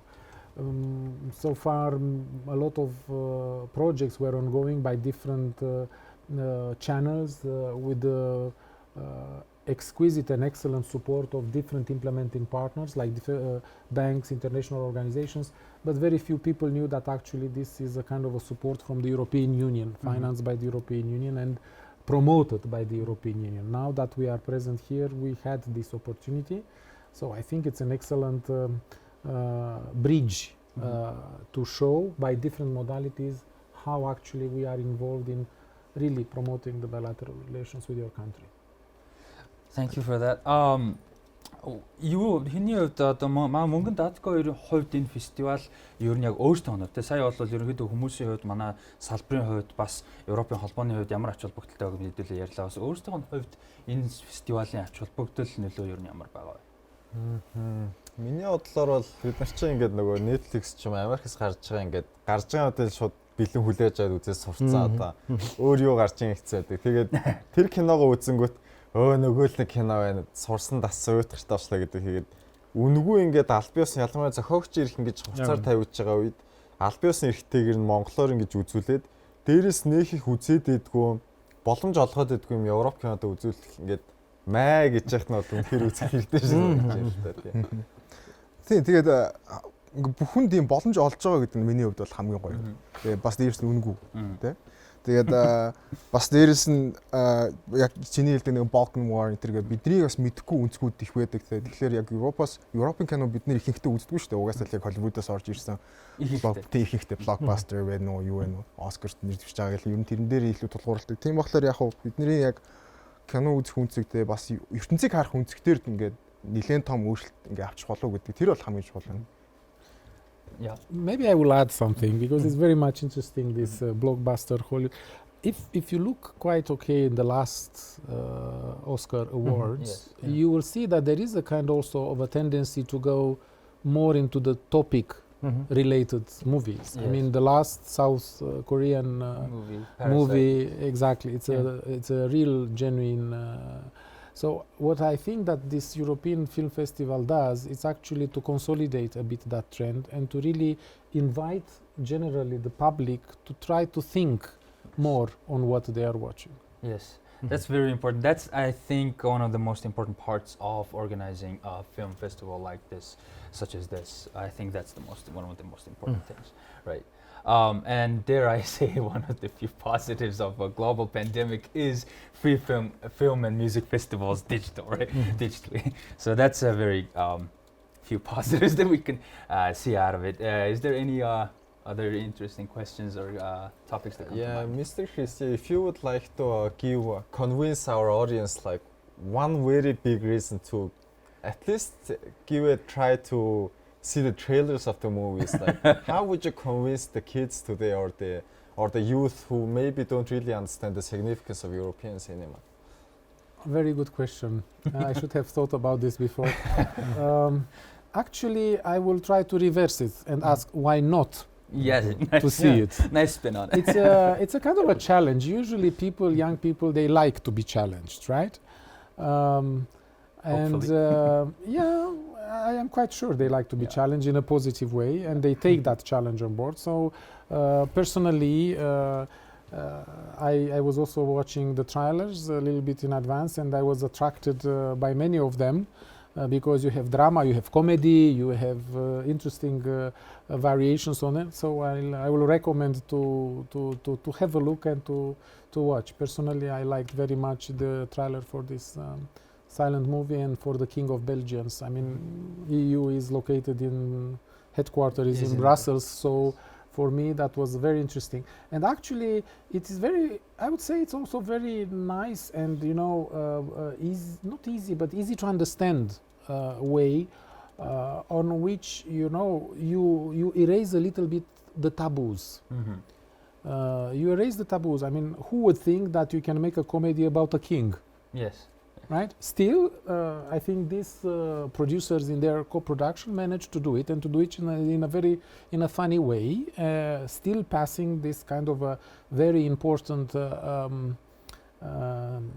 values, and why not possible scenarios. So it's a kind of inciting, a way to incite the people to try to think out of the box. And I think if they want to think out of the box as they think in the day-to-day life, that would be a nice recipe to take some lessons. Watch the European Film Festival. За тэгээд фестивал маань бол одоо 1 сарын хугацаанд 5 сарын 18-аас 6 сарын 18-ны хооронд үргэлжлэх гэж байгаа. Сая тэгээд ярьжсэн нөгөө үзэгчид маань бол 1 сарын хугацаанд 16 кино 15 оны 16 киног бол үзэх боломжтой байгаа. Тэгээд энэ дээр үзэгчид маань одоо оролцохын тулд фестивалд оролцож кинонуудаа үзэхийн тулд мэдэх ёстой ямар мэдээлэлүүд байгаа. Ерөөсө сошиал сүлжээ байна те. Сошиал сүлжээн дээр за одоо Facebook дээр бол EU Delegation to Mongolia гэдэг Facebook хаягаар ороод тэндээс одоо бүх кинотой холбоотой мэдээлэл, дэлгэрэн мэдээлэл авч болно. За босод одоо Instagram, Twitter те YouTube одоо channel руу бас нэгдэх юм бол EU Mongolia гэдэг хаягаар нэвтрэл тэнд ерөөсөө Монгол кино анит гарч байгаа 16 киноны бүгднгийнх нь Монгол дуу оруулалттай трейлерүүд нь байгаа. Тэндээсээ мэдээлэл аваад үзье гэсэн киногаа вебсайт руу ороод үзчих боломжтой гэсэн. Тэгээ вебсайт нь болохоор festivalscope.com гэсэн вебсайт байгаа. Тэгээд ямар нэг хуваар үзүрийн одоо ямар мэдээлэл тэгээ хуваар бол нэг сүртэй байхгүй. Ерөөсөө ингээд бүгдээрээ ингээд байршсан байгаа. Шууд одоо плей дараал өөрийнхөө үзэх гэсэн киногоо ороод үзчих болно гэсэн. За тэгэхээр 5 сарын 18-наас 6 сарын 18-ны хооронд бол Европын холбооны кино фестивал маань бол одоо дижитал хувилбараар болох нэ. Тэгээд кинонууд маань бол үнэгүй байгаа. Мэдээлэлээ бол EU Delegation to Mongolia гэсэн Facebook хуудасаас болон EU in Mongolia гэсэн Twitter, Instagram, YouTube хуудасаас бол мэдээллүүдийг авч бас трейлерүүдийг үзэх боломжтой. Трейлерүүд нь Монголд оруулахтайгаар орсон байсан би үзсэн. Манайдаас үзсэн байгаа түрүү ярьсан. Тэгээд юу маань бол фестивал маань энэ хугацаанд үргэлжлэн үн төлбөргүй байх нь байна. Тэгээд юунд бол фестивалд идэвхтэй оролцоогоорой гэж хэлмээр байна.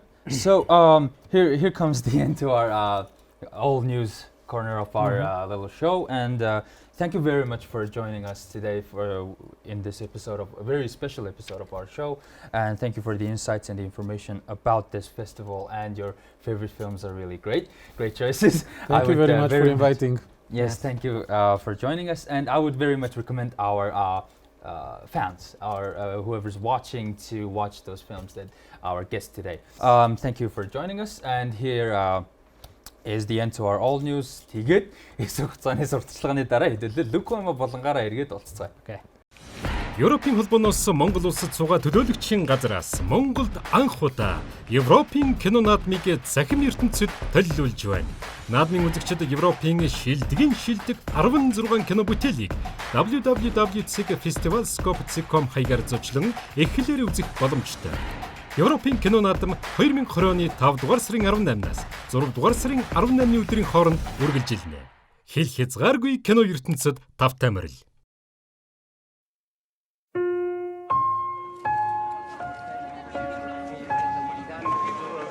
Буэнос Айрес, Аргентин улс 1936 оны 9-р сар.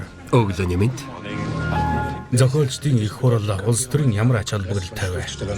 Дэлхийн 50 орноо 80 зохиолч 10 өдөр хуран цугларч байна. Энэ бол оюун ухааны асар өндөр чадвар. Германд болоодгүй үйл явдлын талаар та ямар бодолтой байна?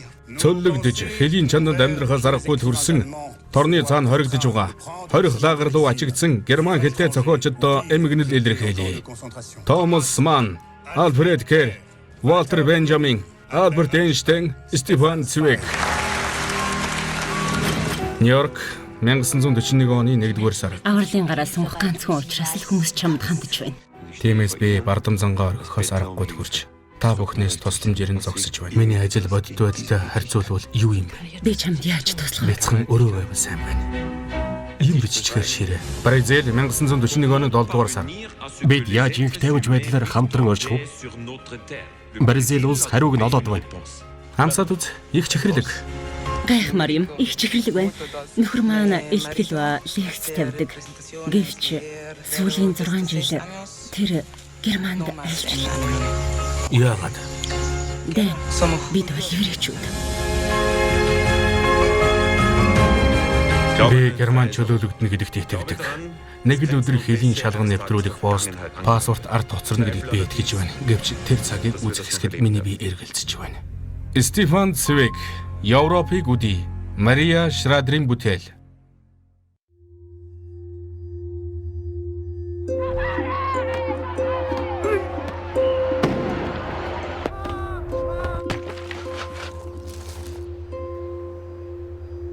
Энэ бол хүн төрлөختөн бүхнийг өөрсдийн тусын тулд мартаж өршөөж буйн хэлбэр юм. Намайг 6 настай байхад тэд ээжийг минь авахар ирсэн юм. Энэ булшин байна. Бас түмний булш. Намайг тарчлаадаг байсан хүнээс хэдхэн метрийн зайтай би амьдардаг байсан. Гол нь энэ бүхэн өдийг хүртэл хав дарагдсан байгаа.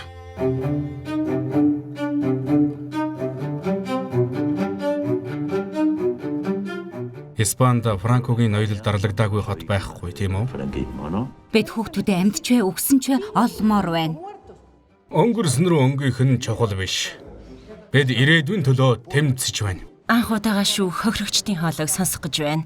Энэ улсаас 10,000 км-ийн цаана хоолой.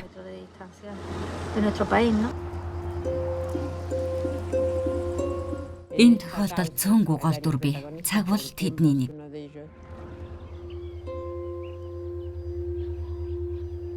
Бид болон мянган хохирогчд шудраг ёсыг хүртэж чадаагүй. Магадгүй бид бүгд тэрхүү аниргуудад хувь нэмэр оруулсан байхаа. Хамаа өдүүлэгчдийн өчиг.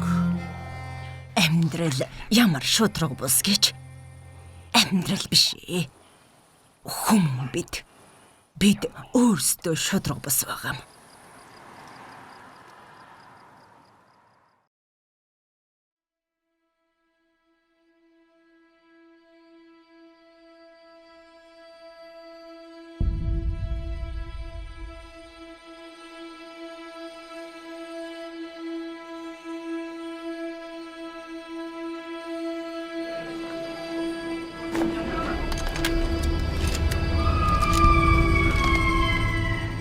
Чөтгөрүүд бол сүрэл.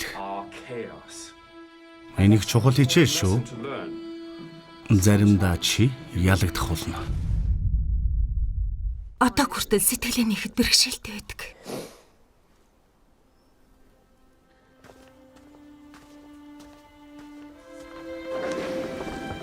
чамд илүү зорих хэрэгтэй гэж бодож байна уу?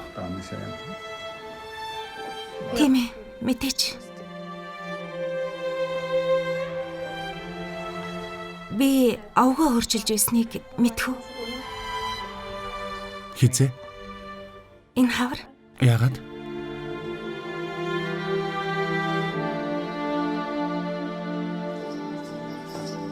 Өөрийнхөө талаар нууж худлаа ярьж байвал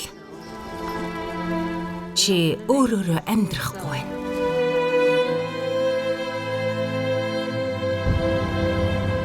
Би тэрнийг маш их үзэн яддаг.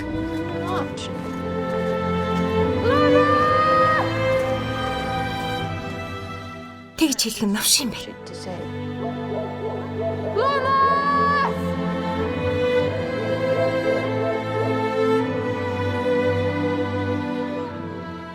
Вигийн шидэт амьдрал.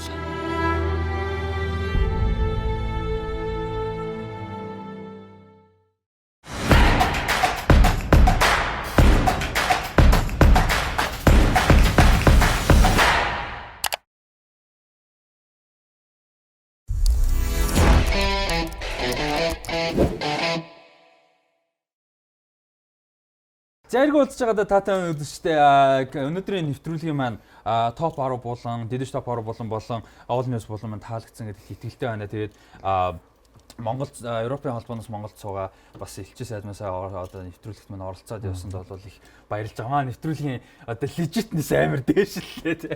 Тэр бол айгу чи санаа байхгүй ч. Айгу гоё байла. Тэгээд бас нэрс нь мэдээлэх хэрэгтэй баг. Өнөөдрийн дугаар дээр бол энэ хоёр ах за айдах чи санаа маань 3 маань бол оролцох боломжтой байсан ба бас цаг зав ажил. Өнөөдрийн зураг авалт маань өөр өдөр болж байгаа энгийн үеэсээ тийм учраас бас таараагүй нөхцөл байгаа. Тэгээ өнөөдрийн нэвтрүүлэгтээ бас одоо эхний хоёр болонд ялангуяа сонирхолтой өөрийн гэсэн өнцгүүд мэдээлэлүүдээ өгч чадсан Меган багтаа баярлалаа. Асуух юм их байла яриа. Тийм. Тэгэхээр цаг амждаг болвол үргэлжлүүлээд үнэхээр яриад байгаа бас элчин сайдтайгаа бас ярих зүйл их байлаа. Гэхдээ мэдээж нэвтрүүлгийн маань цаг бага учраас тоглоомны хэсэгт өрсөн байна. За тэгээ өнөөдөр бол Лукома булангаараа шууд дуусна ямар нэг превью гэж байхгүй. Угаасаа өнөөдрийн дугаар маань баг тэр чигээрээ фестивалийн превью учраас ерөнхийдөө бол энэгээр дуусна. Сүүлийн дугаар дээр нэг зүгээр хэлчихье. Би хасах тав авсан шүү дээ. Тэр чинь рекордсон байхгүй юу? Тэгсэн чинь чин санаа хасах 6 тад тус. Тийм. Тэгсэн шүү. Би амар бодон байж дурдаж тий. Тий. Би угаас хэлээ гэж бодсон. Чин санаа тэгвэл рекорд юм биш хасах 6. За тэгээ өнөөдрийн хүү амай болон маань бол тоглоом маань яг адилхан дүрмээрээ явна. 15 асуулт 1 онооны за 2 онооны 5 асуулт байгаа. Тэгээ хэрвээ оноотой цэгийн бол 3 онооны 3 асуулт байгаа. Тэгээ жоохон шинжилсэн дүрмээ шинжилсэн байгаа. Тэрний юу гэхээр гурлаа заавал оролцох хэрэгтэй гэсэн үг. Төрүүлж гар өрж байгаа мэдээж хариулах боломжоо, оноо авах боломжоо төрүүлж аавна.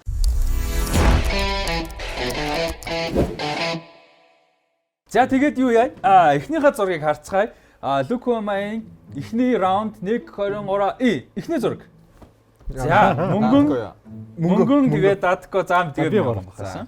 The Last Emperor. За The Last Emperor. За мөнгөн 1 оноо авч чадаа. Энэ бол Бернардо Бертолуччи уран бүтээлч 1987 онд гарсан. The Last Emperor кино байна. Итали уран бүтээл. За дараагийнх нь 20 дахь зураг 1 2 3 20 дахь зургийг харъя. Хүсүүсийг л орж байгаа. Гарыг бол гэтээ ингэж төрүүлж өрөхгүй шүү. Яг зургийг харчаад өргөн шүү. За Меган бах гараа. Cinema Paradiso. Тийм байна. За зөв байна. Cinema Paradiso. Paradiso кино театр. За нөгөө нэг жижигхэн хүүхэдтэй. Тий. Кино механик. За Альфредогийн театр. Сая яг кино театрын хэлбэрээр танилаа шүү. Юу яг үзэг аим удас. Үнэхээр гоё кино байдаг. За Cinema Paradiso. За 3 дахь зураг 1 2 3 3 дахь зургийг харъя. 3 дахь зураг. За мөнгөн биш ээ датко тэгээ мөнгөн зарчлаа ш. За датко. Хариултыг авъя. За хариултыг авъя. Lobster. За The Lobster кино мөн байна. За гурлаа 1-1 оноотой эхний раунд. Эхний 3. Yorgos Lanthimos уран бүтээлчийн уран бүтээл. Би Colin Farrell мөн үү биш үү гэж зүгээр тэрийг нь хараач. Грек кино байгаа тийм. Грек уран бүтээлчин. За 4 дахь киног харъя. 1 2 3 4 дахь кино. Амели байна. Jean-Pierre Jeunet уран бүтээлчин 2001 он гарсан. За саяст гурлаа бараг л зэрвээсээ яалч гойстой харж амжлаа. Ер нь дараа нь мөнгөн тэгээд даатгүй байсан. За 5 дахь зургийг харъя. 1 2 3 5 дахь зураг. За даатко гар өргсөн. Lady on a Portrait of Lady on a Fire. Yes. За Portrait of a Lady on Fire киногаа. За энэ бол 2019 оны хамгийн өндөр үнэлгээ авсан кинонуудын нэг байсан. Франц уран бүтээл. За дараагийнх нь 6 дахь зургийг харъя. За энэ гайг байх гэж найдаж байна. 1 2 3 дараагийн кино. Би үрж мөрөв. За мөнгөнд даачгүй тэгээд тасарсан парк өөртөө кино шүү дээ. 13 дугаар дүрэг. Зүг байна. 13 дугаар дүрэг киногаа. Нэгдүгээр ангин нахаа тийм. Нэгдүгээр анги. За энэ бол ихний анги. Тэгээд ихний анги байгаа. District 13 тийм. За 7 дахь киног харъя. 1 2 3 7 дахь кино. Мөнгөн даатгаа. За энэ чинь нэг айгүй алдартай Франц зурагт ном дээр сэтгүүлж хийсэн байхгүй. Тэгээ гараад мөнгө олоогүй яац юм. Киноны нэр юу вэ? Март. Битгий сан. Дараа чи таглаж байгаа юм. Тэгээ дараа нь мөнгө даатгаа тэгээд мөнгө байгаа. Яа. Нэр нь City of a Thousand Planets. За хариултыг авъя. Ер нь бүтэн Valerian and the City of a Thousand Planets байгаа. Valerian мэдчихсэн. За өөршөөс хариултыг нь авъя. За одоогийн мэдлэр мөнгө 3 оноотой даатгаа мөнгө бох 2 оноотой байж байна. Ер нь бол маш ойрхон явж байна. За 8 дахь зургийг харъя. 1 2 3 8 дахь зураг. За даатгаа мөнгө гараад байна. За тэгээ мөнгө бохор гэсэн. За хэл. Нөө юу? Girl with the Dragon Tattoo. Girl with the Dragon Tattoo зүг байна. За 2009 онд гарсан. Швед хэлбэр нь. За 9 онд 3 анги нь гуруулаа гарсан. Америк арай өөр үү? Америк нь Daniel Craig тэгээд энэ жүшин чи юм бэлээ. Энэ номер пас энэ хэлбэр гэж ярих. За 3 анги нь гуруулаа гарсан. 9 онд номер пас жүжигчин тоглосон байгаа. За дараагийн кино. За энэ кинон дээр хэн хамгийн хурдан гараа өрхийг би харна гэж бодож байна. Ер нь бол гуруулаа мэдэх баг. 9 дахь зургийг харъя. 1 2 3 9 дахь зураг. Run Lola. Yes. Герман уран бүтээл Run Lola Run байгаа. За ястаа яг би зургийг шарахгүй яг та гурав хэн дөрвж байгаа. Та тийм сайн таатай бол энэ хиддэх сэрэлтний таачгаа гэдэг. А энэ ч нөгөө тийтгэл шууд хэлээ. Шууд мэддэг те. За одоогийн байдлаар 3 оноотой явж байна. 9 раундын дараа. Ястаа нөгөө нэг by нэг гэдэг шүү дээ. Явж байна. За 10 дахь зургийг харъя. 1 2 3 10 дахь зураг. Даатко мөнгөн бах мөнгөн. Хүүхэн нэрийг мартсан. За хариултыг авъя. Энэ ч нөгөө их амар хүн загнаад мим болцсон. Киноны нэр. Март гэдээсэн юм аа. Би яг марцлаа. За марцчихжээ. За анхны оноо асуусан. Өнөөдрийн анхны оноо асуусан Даатко болоо. Нэг оноо асууллаа. За зинчээ шүү дээ. За мөнгөн бах. Human ямар юм бэлээ тэр кино мөн үү? Буруу явж байна. Би буруу явсан уу? За та яг сүүлийн хариулт юу бай таны? Би нэрийг мартсан. Хариултыг амдраад байна. За болоо би воожиг. За оноо асуулаа. Нөгөө германаар хэлэх гэж яг үү. The Downfall. Yes, The Downfall. За германаар дээр Winter Gang гэж нэртэй юм байна. Би зэгтээ зүгээр номных нэр нь Mein Kampf. За одоо ингээд оноо болоо зөрүүтэй болоод эхэлж байгаа маа. Мөнгө мань 4 оноотой Мёган бах Даатко 2 оноотой болж ихсэн байна. За оролдон одоо гүц өөр болж эхэлж байна. За 11 дахь кино. 11 дахь киноны зургийг харъя. 1 2 3 11 дахь кино. За Даатко гараа өргөсөн. Дараа нь би өргөөгүй. За I lost my body. За зүг байна. За шууд зүг тааж байна. I lost my body гэ Netflix дээр гарсан Францын анимашн байгаа. Гар яваад төглөө гар яваад идэг. Гаруу гинэ гат. За энэ бол Оскарт нэр дэвшсэн. Маш гоё уран бүтээл байсан. За дараагийнх нь 12 дахь зургийг харъя. 1 2 3 За би байсан шүү дээ. Яг байсан. Леон баггүй да. За Леон. За энэ бол ерөөсө гарны Леон the professional гэдэг үг шүү дээ. Леон the professional. За энэ бол яг гарны хорд шаардсан асуулт байлаа. Зураг байлаа. Натали Портман том болоод их гайгүй болсон хүүхэд жүжигчдийн нэг юм биш үү? Зөвхөн тий айгу ховор байдаг. Ялангуяа хүүхд тахта ийм мундаг од болоод том болоо мундаг жүжигчин ерөнөд бол ховор байдаг. За Кристиан Бэлээс байгаа хта. 13 дахь зургийг харъя. 1 2 3 13 дахь зураг. За энэ бол маш гоё уран бүтээл. 13 дахь зураг. Нэг нь хариуллаа. Над дээр битгий ирээр асууч яг энд байгаад нэр нь юу лээч. Нөгөө нэг зураачийн тухай кино шүү дээ энэ чаа. Ер нь л чиглэл зөв явж байна. Харин тийм ээ. Даач зураач. 2017 онд гарсан кино байгаа. За Винсент Ван Гогийн тухай. Гэтэ яг Ван Гогийн тухай бол бас биш. Заавал орох хэрэгтэй шүү дээ. Би нэрийг баг мэдчихэж магадгүй хэлчихв. Гараа өргөсөн. За Винсент. За биш. За яг бүтэн нэр нь бол биш. Нэг оноо асуусан. William Dafoe Vincent-ийг хэлж байна уу? Биш тэр нь болохоор бас өөр нэртэй. Оо за ястай. За та хоёр дээр опшн үлдсэн. Сая нэрээ юугаа асуусан. Зүгээр та хоёр мэдгүй юм чи асуул. Уусаа мэдэхгүй л л та. За юу таах хүн байна уу? Байхгүй юу?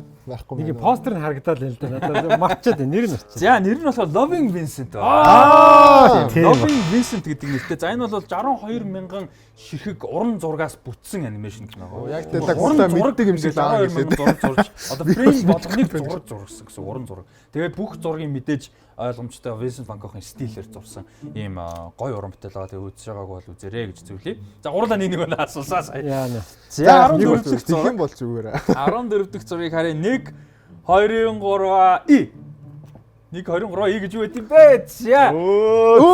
За нэг хамгийн түрүүнд өргсөн. Датко тэгээд мөнгөн байгаа. Тэс хэрэг. Хамгийн түрүүнд. Такси. Такси за такси хийдвэ. За тэрийг л таах хэвээр. Такси бол мөн. За такси бол мөн. За энэ харахад бол 3 билүү?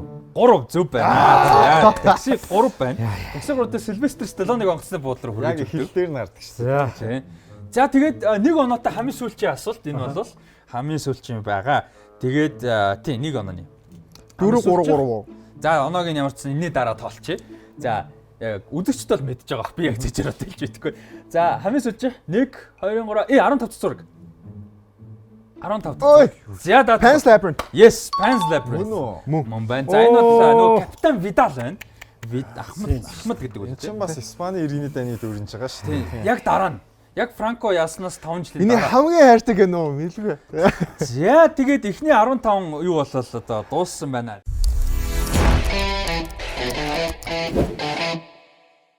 За 16 дахь. За энэ бол айгүй сонирхолтой уран бүтээл байгаа та бүхэн харж мэдэх нэг байна. Үзэгчдээс сонирхолтой санагдах гэж найдаж байна. 16-т 2 онооных шүү дээ. 2 онооных. Киногийн харъя 1 2 3 16 дахь кино. Яа энэ их сонирхолтой байх гэж би найдаж байна. Том Харди юу? За би хариултыг хэлчихье. Энэ бол жүжигчин Том Харди мөн байна. Заста бууж. За 2008 онд гарсан кино байгаа. 2008 онд гарсан. 2008 онд гарсан уран бүтээл. Англи кино юм шиг байна те. За энэ бол англи уран бүтээл.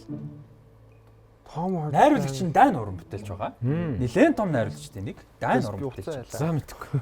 Мэдгүй. За гуруулаа энэ дэр 2 оноогоо асуулаад байна. Бэжэлтэй боосон. За нэг болчихж байгаа гуруулаа. За гуруулаа нэг оноотой болсон. За энэ дэр нэмж энэ Nicholas Winding Refn гэж Дайн уран бүтээлчийн одоо юу байгаа.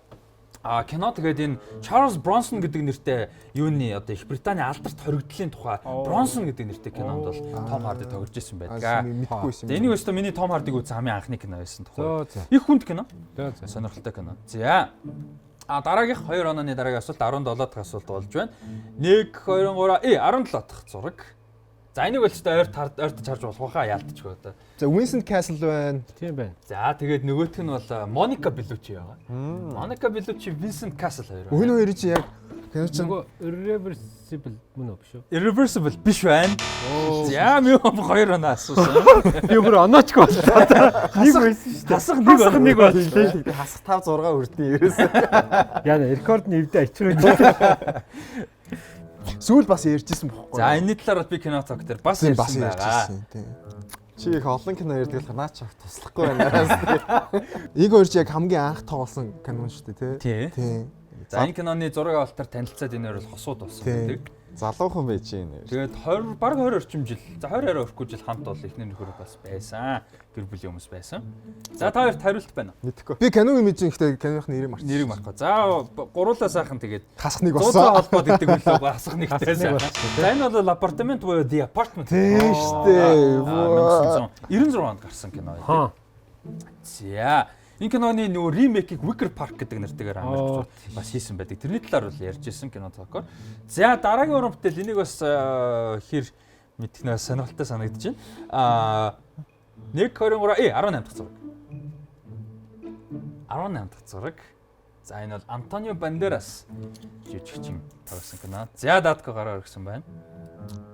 Хамгийн түрүүнд. Энд чинь нөгөө юун дээр гарсан байхгүй юу? Discovery байлуу дээ. BBC ч үлээ. Биш ээ. Юу ч нэг Яг энэ өмнө болохоор юуны талаар гарч ирсэн. Альберт Айнштайны талаар гарч ирсэн цувал. Тэгээд хоёр дахь нь болохоор тэгээд нэг мэдээлэл хэлэхэд энэ одоо тоглоом дээр бол телевизийн цуврал сонгоог байгаа. Биш үү? Тэр бол Пабло Пикассогийн тухай цуврал. Гэхдээ Пикассогийн тухай цуврал энэ бол биш. Биш үү? Энэ бол бүрийн хэмжээний кино, цуврал бол биш. Цуврал байхгүйсэн юм. За нэг таахан байна. За энэ бол Педро Алмодовар найруулагч уран бүтээл байгаа. 2011 оны нэлээд байсан. За энэ кино болохоор гурлаа одоо адилхан онол яваад байна. За мэдгүй байна. За энэ кино болохоор The Skin I Live In гэдэг нэртэй кино байгаа. 2011 онд гарсан сэтгэл зүйн триллер кино. Ер нь үзэхэд маш тухгүй. Маш муухай, маш хүнд. Гэхдээ сайн кино. Үзэхэд маш амаргүй тийм. Одоо нөгөө нэг фестивалийн кино гэдэг шиг тийм хүнд кинонуудын нэг байдаг байгаа. Энэ хоёр уран бүтээлч маань Антонио Бандерас, Педро Алмодовар хоёр бол маш олон уран бүтээлтэй хамтарч ажилласан байдаг. За дараагийнх нь кино бол бас Германы за төхөөлөе. Германы бас нэлээд шилдэг. Хасга оноотой ялж болох юм байна. Нэр тийм багталтай юм байна. За Герман гэвэл боломжтой бүтээл. Германы бас нэлээд шилдэг уран бүтээлүүдийн нэг маш олон жагсаалтуудад 21-р зууны шилдэг кино гэсэн жагсаалтуудад маш олон удаа орсон байсан ийм бүтээл байгаа. 19 дахь киног харъя. Энэ ямар кино вэ? Би бүр ойлгодгүй. Миний үзсэн 5 Герман киноны аль нь. За энэ бол маш сонирхолтой кино. 2016 он нээлттэй хийсэн. BBC-гийн 21-р зууны шилдэг 100 кино гэсэн жагсаалтад бас орсон. За Rolling Stones-ийн бас 21-р зууны шилдэг 100 кино жагсаалтанд орсон. Маш олон уран бүтээлчдийн шилдэг 10 кино жагсаалтанд 2016 онд орж исэн юм кино байгаа. Герман уран бүтээл. Чиний рекорд нь шууд очичлаа доо. Хасгаа боллоо шүү одоо бүгдээрээ. Тэ? За бүгдээрээ оноо асуулъё.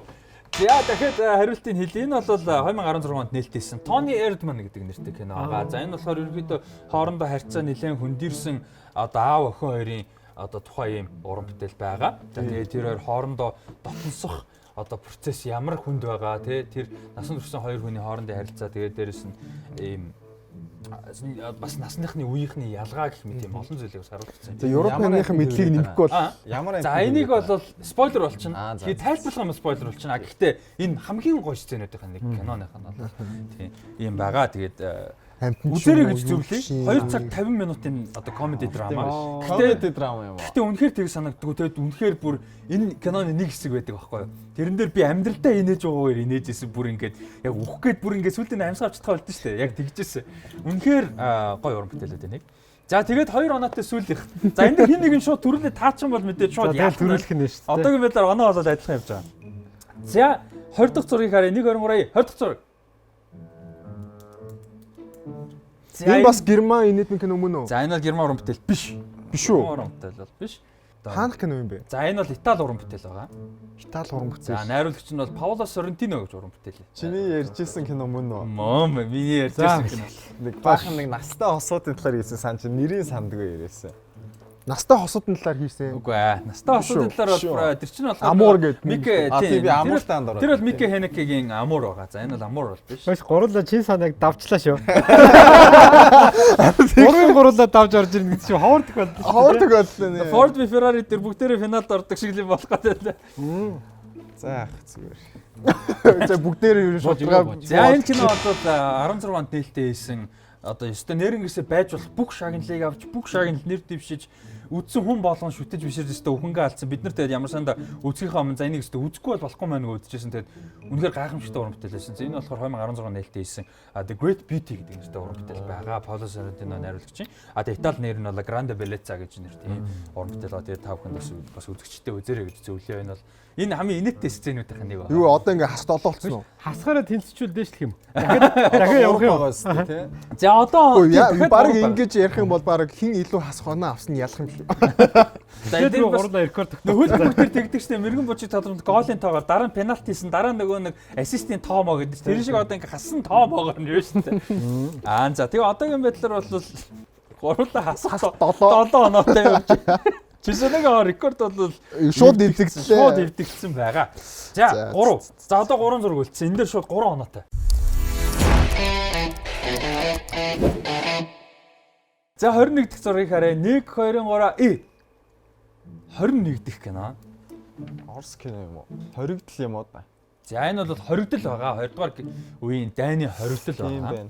Энэ бол бас л тухайн үед шагнал юуг бол түүж байсан маш олон одоо их яригдсан кино байгаа 2015 оны нээлттэй байсан. 2015 онд. Тийм 15 онд нээлттэйсэн юм кино байгаа. Маш их яригддаг. За тэгээд дөхүүлэхэд бол энэ кино нөгөө нэг Европ киноны билүүдэд топ 10 дээрээс орж исэн мөнгөнд өгөөлж өгöd мөнгө харж исэн баг тэр үе тэр дугаар дээр байсан санагдчих. Орж ирэхгүй байна. Энэ нөгөө хоёр жоо хүүхд мөнгөтэй. За энэ бол хүүхэд бол гарахгүй. Гэтэ энэ маш хүнд кино. Яг Auschwitz үгүйг мэдгүй. Гэтэ Германы хорих кампт бол одоо болж байгаа үйл явдал гардаг. Хэдэн онд явах гэсэн бэ? За энэ бол 2015 онд нэлээд. 15 он. Тэгвэл миний бодож байгаа юм биш юм байна. За би тэгээд хариултыг хэлье. Энэ болохоор Last of Nemesis гэж Унгар уран бүтээлчин кино байгаа. Энэ бол 2015 онд нээлттэйсэн Son of Soul гэдэг нэртэй ийм уран бүтээл байдаг. Тэгээд энэ нэг зураг авалтаар нь тухайн үед айгүй хүмүүс ярьжсэн энэ мөн нэг юм маш ойрхон зураг авалт ихтэй. Ийм тухгүй орон зай юм одоо юм тавчуу мэдрэмжийг өгдөг юм хүнд кино байгаа. За хасгаар болоо явцсан шүү. За дараагийн хоёрыг би гайгүй байх гэж бодож байна. Тэр нь бол хүүхэлдэйн кино ганц жоохгүй юм уу та? За дараагийн хоёрыг бол яг нөгөө Atlas Mahad хүүхэлдэйн кино шүү дээ. Хүүхэлдэйн кино шүү дээ. За хоёрын асуулт өгсөн 3 онооны 22 дахь харъя. 1 2 3 22 дахь. My life is a zucchini. За my life is a zucchini. За даадгүй 3 оноо авч чадлаа. Хүүхэлдэйн кино байхгүйсэн хүүхэлдэй гарчсан тааж чадахгүй. Яг ч даадгүй бишээ мөнгөний хэлсэн нь бол нөгөө ямар courgette ямар courgette ma vie de courgette гэдэг нэртэй байгаа Франц нэр. За энэ найруулагч бол Франц киноны хүрээгээ Монголд өөрөө ирж байсан. Энэ уран бүтээлч өөрөө ирээд courgette гэдэг нөгөө гол дүрийнхэн баримталтайгаа. Тэгээ энэ баримталтайгаа ирээд ингэж бол киногоо гаргаж ирсэн гоё уран бүтээлч байсан. За тэгээ сүүлийнх. За энэ дэр бол маш энийг бол таах баха гэж найдаж байна. За 23 дахь асуултыг харъя. 1 23 Оо яа. За мөнгөн. Пиано төгөлдөр уурч байна. За пианист байна. Пианист тий. За тэгээд хасах долоогоо. За өнөөдөр адаг болчихсон байна. За би рекорд госч байгаа юм шиг. За ингэж урд хасгаар 2-7 дугаарын өмнө хийсэн рекордтэй чин санаагийн өмнөх 7 хоног болоо тий. Өмнөх 7. Тий. Өмнөх дугаарын чин санаагийн эвцэн рекорд 6 байсан хасах. За тэр рекордыг бол мяган багмаа нэвлээ.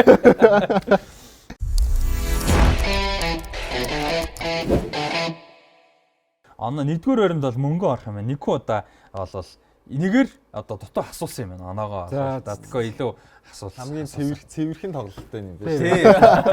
Гэхдээ бид хоёрын оноо бол яг тэнцээд байна. Оноо тэнцүү гэхдээ тэнцээ ингээд илүү цөөн асуусан юм байтагаар. Тэгээд Европын Холбооноос Монгол Улсад суугаа төлөөлөгчийн газраас одоо зохион байгуулж байгаа энэ хүү фестивальд бол үзэгчдийг идэвхтэй оролцоорой гэж хэлмээр. Тэгээд дээрэс нөгөө нэг төрөний булнаар би ярьжсэн нөгөө иймэрхүү нөхцөл байдлаас тэгээ COVID-19 гэсэн нөхцлөөс цөөхөн хэдэн гарч ирэх зүйл бол гэрээсээ ийм гоё фестивалыг 16 ийм сонирхолтой уран бүтээлүүдийг бол үнэгүй вебсайтаар зөвхөн шууд ороод ингээд Монголд оруулахтайгаар тий ингэж хүлээн авч үзэх бол сайхан боломж байна. Тэгэхээр бид нар ч бас мэдээж үзэн мөнгө өөр суугаар бас мэдээж тэр талаараа ярилцах гэж бодож байна. Даткотоорс үзнэ гэж найдаж байна. Мяган бах маань бас сэтгэлээ мэдээж хуваалцаад явах бах.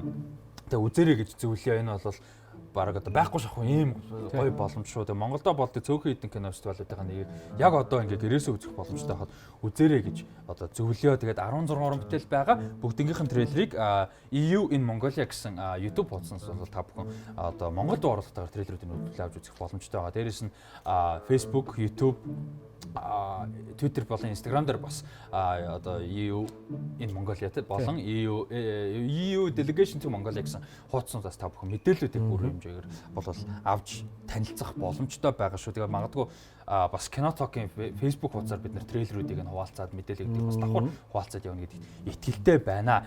За тэгээд энэ хүрээд одоо Кино Talk-ын маань ихний сизнээс та яг албан ёсоор өндөрлж байна. Технээсээ өндөрлж байна. Тэгээ мэдээж нэвтрүүлэгтэй хамт байдаг үзэгчтэй бүгдд нь баярлалаа. Дэмжиж хамтран ажилласан одоо нэвтрүүлгийн маань ерөнхий ивент итгэгчд те бас Look TV-д идэж all coffee буюу одоо боссогийн хамт олондоо. За тэгээ өнөөдрийн одоо тусгай дугаарын албан ёсны түншээр ажилласан Европын Холбооноос Монгол Улсад суугаа төлөөлөгчийн газрынхаа хамт олон бас элчин сайдтай зочноор оролцсон элчин сайдтай бүгдд нь бас талархлаа илэрхийлмээр байна. Тэгээд 31 дугаар болгож спешиал дугаар хийх боломжийг олгосон бас баярлалаа. Бид нэр бас тэр болгоо ингэж одоо ярилцаад авах боломж байдаггүй. За тэгээ мэдээж спешиал дугаарын одоо зочноор олцсон мэгэн багта баярлалаа. Энэ экспириенс сонирхолтой байсан гэж найдаж байна. Сонирхолтой. Анх ороод шууд рекорд нэмээ. Тэгтээ хас рекорд тий. Тэгээд хамгийн түрүүнд үзэгчтэй баярлалаа. 31 дугаар явсан. Тэгээд Instagram дээр манай чин санаа за тэгээ энэхүү ярах эд яг гурыг дагаараа тэр гурав маань бол өнөөдөр нуурдаар олцох боломж байсан байгаа. Гэхдээ тэр гурав маань бол сэтгэлээрээ болол хамт байгаа. Тэгээд дагаараа мөнгөний Instagram дээр мөнгөнд орсоос гээ дагаараа за тэгээ мэгэн бах Instagram байгаа тий. Нууц. За Instagram нууц гэж. Facebook хуудас энэ байгаа юм. Facebook. За Facebook хуудсыг нь дагцгаагараа тэгээ мэдээл бас фестивалын талаар мэдээл явах гэдэгт итгэлтэй байна. За тэгээ Datco Instagram дээр @datco тэгээ намайг Instagram дээр Rusty Ryan 7 гэдээ байгаа. Дагцгаагараа тэгээд Европын холбооны кино фестивалаараа уулзцай та бүхэн тэгээ кинонуудаа идэвхтэй үзцгээр үнэгүй байгаа шүү. Тэгээд фестивал scope.com гэсэн вебсайтаар 5 сарын 18-наас 6 сарын 18-ны хооронд бол ямар нэг үн төлбөргүйгээр Монгол дуу оруулалтаагаар 15.16 уран бүтээлийг үзэх боломжтой байгаа. Тэгээд сэтгэлдээ хуваалцаад явцгаагаараа тэгээд Кино Talk-ын season 2 буюу одоо намар те эргээд уулзцай баяртай.